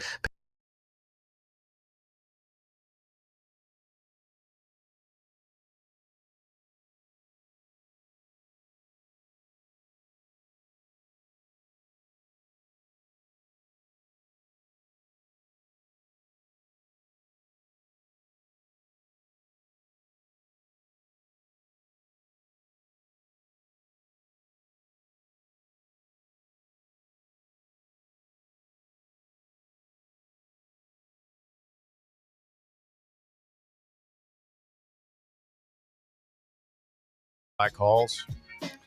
I mean, I wasn't even thinking about Hannah. He's actually, Justin, I would say, is one of the safer people. I mean, it's going to be completely moronic at points. But Brad in La Follette says you forgot to remind Rebecca that Bear is a communist. It's true. That's utterly false. I don't see how that would be pertinent to her being a Tennessee fan. I'm sure Bear's not the only member of the Red Party that is in our fan base. Almighty, shut up with that. Another person says Smith & Wesson headquarters is in Maryville. You could have the Rifleman logo with Smith & Wesson. That'd be pretty cool. That'd look pretty sweet. I don't know how you're going to work the Smith & Wesson on the actual gun on the logo there, but I mean, there's some potential. I don't know that the university's going to want to do anything firearm gun manufacturer. Probably not. Would we take weed money? Booze? Would you have like a beer patch on there? I'd take anything that NASCAR takes. I mean, you can't have 18, 19-year-old kids wearing a beer patch on their jersey, could you? No. No. They wouldn't do that. Bud from Greenville says, how much would it take to let the Haslams put their name on UT uniforms? Their name's already on the field, basically, isn't it? Or is that pilots on the field? Yeah, pilots on the field. Yeah. I mean, I don't know. I mean, I can't imagine it's going to be any of the recurring, it's not going to be Pilot. It's not going to be Food City. After you said it, I think what Bob said is probably what it's going to be. It's going to be one of these probably healthcare corporation giants. I mean, it could be, yeah. I wonder, I don't know how this would happen, but I mean, it's a nationally recognized place is UT Medical Center. UT Med. Yeah. Yeah. Maybe. I mean, I don't know how the money, I'm sure Danny'd be like, just as long as we make money, that's all we care about. Yeah, but that's kind of like robbing Peter to pay Paul, wouldn't it be, for the medical center? Yeah. It's in the system. I just, the more I thought about that since you said it, I was like, Bob's probably right, because that's a monolithic corporation that just, there's no bottom to their pockets. Yeah. And they're always looking, those people are always looking to wash their corporate name. Yeah. Almost as much as the Saudis. So healthcare industry doesn't usually murder journalists, but couple of other things here wrapping up. First of all, I don't know if you guys saw the Cal State Bakersfield coach, Rod Barnes, no relation to Rick, who had to step down after one of his assistant coaches, Kevin Mays, no relation to UT's Kevin Mays, was arrested for, amongst other things, pimping and pandering. That is something to get charged with right there. What are you in for? I'm in for pimping and pandering. So you traffic people. You're basically. Is that what pandering is? I'm not sure what pandering It's like pandering is. in politics is like, just telling people what they want to hear. It's not what you really believe. Pander, to gratify or indulge. Yeah. In immoral or distasteful desire. Yeah, I mean, it's like we were talking about earlier, moral turpitude. Do you get charged with trafficking, though? I don't know. My attention kind of stopped at pimping and pandering. Speaking of that, I read a little more about, Walker talked about it yesterday, that Wagner coach. Did you read any about some of the examples of what he was saying to his players? No. They, because they weren't running hard enough, they wanted a water break. He goes, you can drink your spit, is what just like, and then what a psychopath. Somebody had a Gatorade bottle that they were kind of hiding, and he discovered it, and he goes, they had drank some. He goes, okay, well, we're all going to run until you lose all of that Gatorade. I was going to say, man, that sounds like Captain Sobel from Band of Brothers, right there. I was thinking Full Metal Jacket, or he has to eat the jelly donut. Yeah. No, there's a scene in Band of Brothers where at the end of this big long run, they have to pour out their canteens. Yeah, and that psycho Captain Sobel fight spots the one guy who there's nothing coming out of it. Speaking of film, Spaceballs 2 has officially entered production. Did you see there's going to be a Baywatch reboot? What? Yeah. Like a TV show? Yeah. Talk about Fox. Spaceballs first, but Spaceballs. Here's the thing: you got it now that it's on the list of awesome things. It is, but I really want to go see the next one. All right, walk me through this one. I don't know. It just looks like it's going to be, everybody's going to be talking about it. And, have you seen the first one? I saw it in the theaters. And you didn't like it? I thought it was I just didn't like it at the time. No, I thought it was kind of stupid. Pizza the Hut. I have not seen the original Spaceballs. Rick Moranis, who retired from acting like 30 years ago so that he could raise his kids, coming out of retirement along with like 90-plus-year-old Mel Brooks. Yeah. In what will presumably be his last film. This is going to be Rick Moranis' first role in like 30 years. Yep. It's been a long time. Yeah, he did. He like announced his retirement from acting. Bill Pullman is back as Lone Star. Mel Brooks will be reprising his role as Yogurt. What about Princess Daphne Vespa? Zuniga? Easy on that one. As Princess Vespa. George Weiner will be back as Colonel Sanders. There's only one man who would jam me. Lone Star. It will be fun to see Rick Moranis again. You see, he was that's wild what he did. Yeah. What's your favorite role he had? Ghostbusters? Probably that. Yeah. No, Dark Helmet would probably be my favorite. And then, yeah, Ghostbusters, Lewis was pretty good. You do the Lewis voice. He was great in that. And finally, today on the show, a restaurant in New York is catching some grief after one customer shared their frustrations online. They were charged a, quote, quiet time surcharge on their bill, which was added before the tip because the restaurant was nearly empty at the time they dined. It was a 20% surcharge at the end of the meal for quiet time. I would have paid that. You would have paid that? No, I would not have. Well, I mean, there would have been no tip. I would have paid for what I ate, and then I would leave and never go back. The diner assumed it was an error and asked the server what it meant. The server apparently looked sheepish before explaining. According to the Reddit post, the server said something along the lines of, management says when it's not busy, you're basically getting the place to yourself. It's kind of like flying private instead of commercial.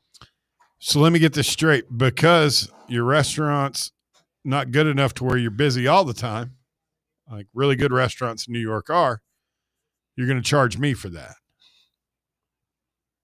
Get out of here, Russ. I ain't paying it. That's simple. That's the most asinine thing I've ever heard in my life. Well, you're going to end up on body cam on YouTube. Why? Because they're going to call the police. It's on your bill. You've already eaten. They don't bring you the bill before you eat. That's not, you can't charge that. There's no, you can't legally, what are you going to charge me with? It's not theft of service. It's on the bill. It's quiet time surcharge. I can write a damn bill up for you. So you can just decide, like, I'm not. Tipping's optional. Hold on. Okay. I'm not defending it. Okay. It is obviously ridiculous, but it's a restaurant's right to charge whatever they want to charge. Mm-hmm. I'm not paying that. They would have to call the police. If they want to call the police, I'd be very polite. And you're going to be trespassed. Well, that's fine. I'm leaving, but I would leave cash. I would not give them my credit card. I'd be like, here, look, the food and the drinks were this. I'm paying this. I mean, what are you doing in that situation, Bob? You going to roll over for the man like that? Bob loves dinner. Bob loves eating out for dinner. Bob will pay the extra quiet time surcharge for the quiet time. No, I wouldn't do that. You got too much. He's an Indiana kid at heart. They're going to drag you out of there in handcuffs. You see, excuse, what did I do? What did I do? Yeah. Am I being detained? Yeah. Am I being detained? No, you're being, you're being arrested. Yeah, I was doing some searching because I'd seen this story before, and you got me thinking about it when you talked about Spaceballs and Colonel Sanders. Have you seen how many different actors have played Colonel Sanders in the Kentucky Fried Chicken commercial? I'm stunned by the number. Oh, it was one guy for a long time. Yeah, but then they started doing. Remember they had that commercial. Norm Macdonald did it. Yeah, there's 18 different ones. Yeah. Oh my gosh. I mean, you run the list. There's a lot of them I don't think I've ever seen, but it could be a good Halloween costume for you on Halloween.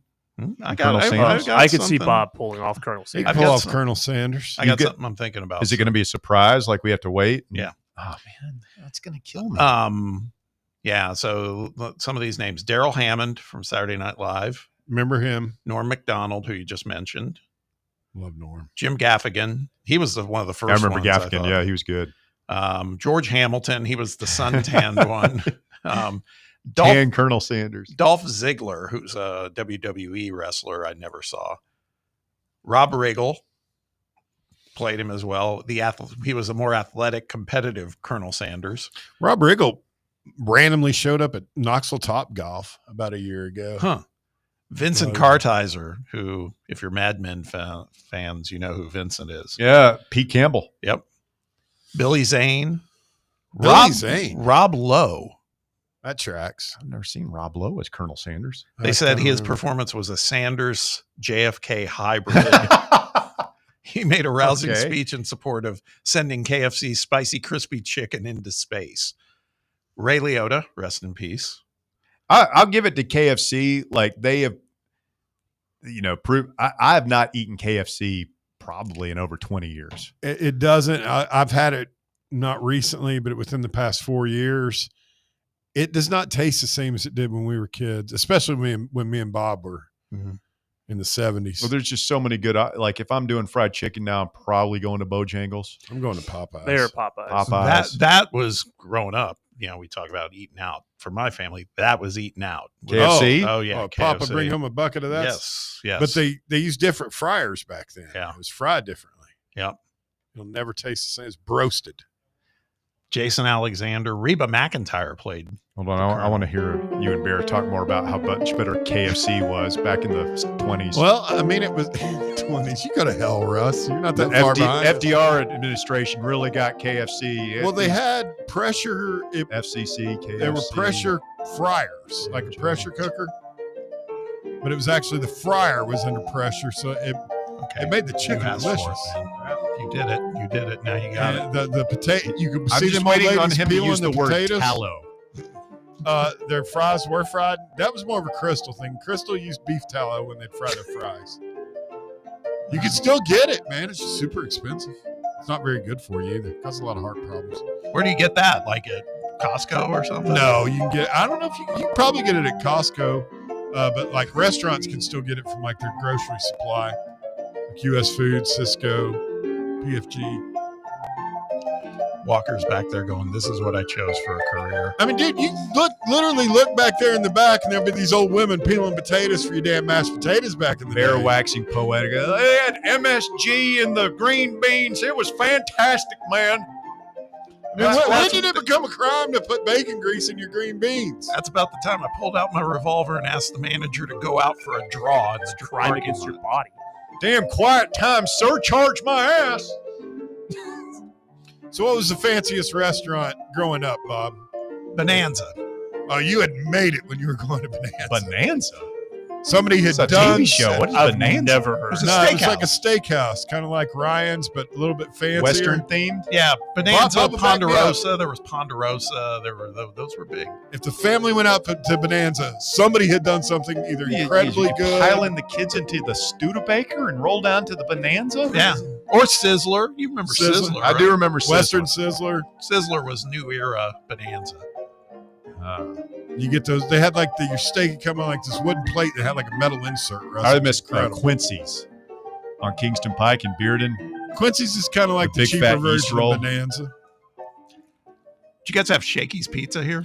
Hell yeah. No, we're still going. Okay, There was go ahead. Shakey's. It was right down there on Kingston Pike across from where the Chili's is. The buffet, man, the lunch buffet was brilliant. All right, we got to go. That's going to do it for us. Live tomorrow at the Casual Point North Shore. Thank you, Walker. Thank you, Bear. Thank you, Bob. This has been The Drive. We'll do it again tomorrow right here on Fan Run Radio. The Drive. Located in Knoxville's historic Old City, Barley's offers great food, live music, the best draft beer selection in town, and now your new favorite place to watch sports. Their indoor projector is perfect for any weather, and they've revamped their upstairs area with more TVs to take in all of the action. Their menu features hand-battered chicken tenders, juicy burgers, fresh salads, and the tastiest pizza in Knoxville. You can enjoy their happy hour drink specials daily from open until 6 p.m. Barley's Tap Room and Pizzeria. The number one problem we see at our clinic is delaying treatment. ED can get worse. Book your appointment right now. Call 865-544-8220. Prefer privacy? Book online in under 30 seconds at menspronknoxville.com. At our clinics, men's sexual health is the whole job. Look, I'm a normal guy too. I hate going to the doctor. But we've helped so many guys in here just like you. Even if pills have failed, our medical team is going to take the time to talk you through it. Same day in-house lab, and the treatments, well, they could change your life. Your local medical team has your back. ED, Performance, Peyronie's, Size and Shape Modeling. We tailor what works for you.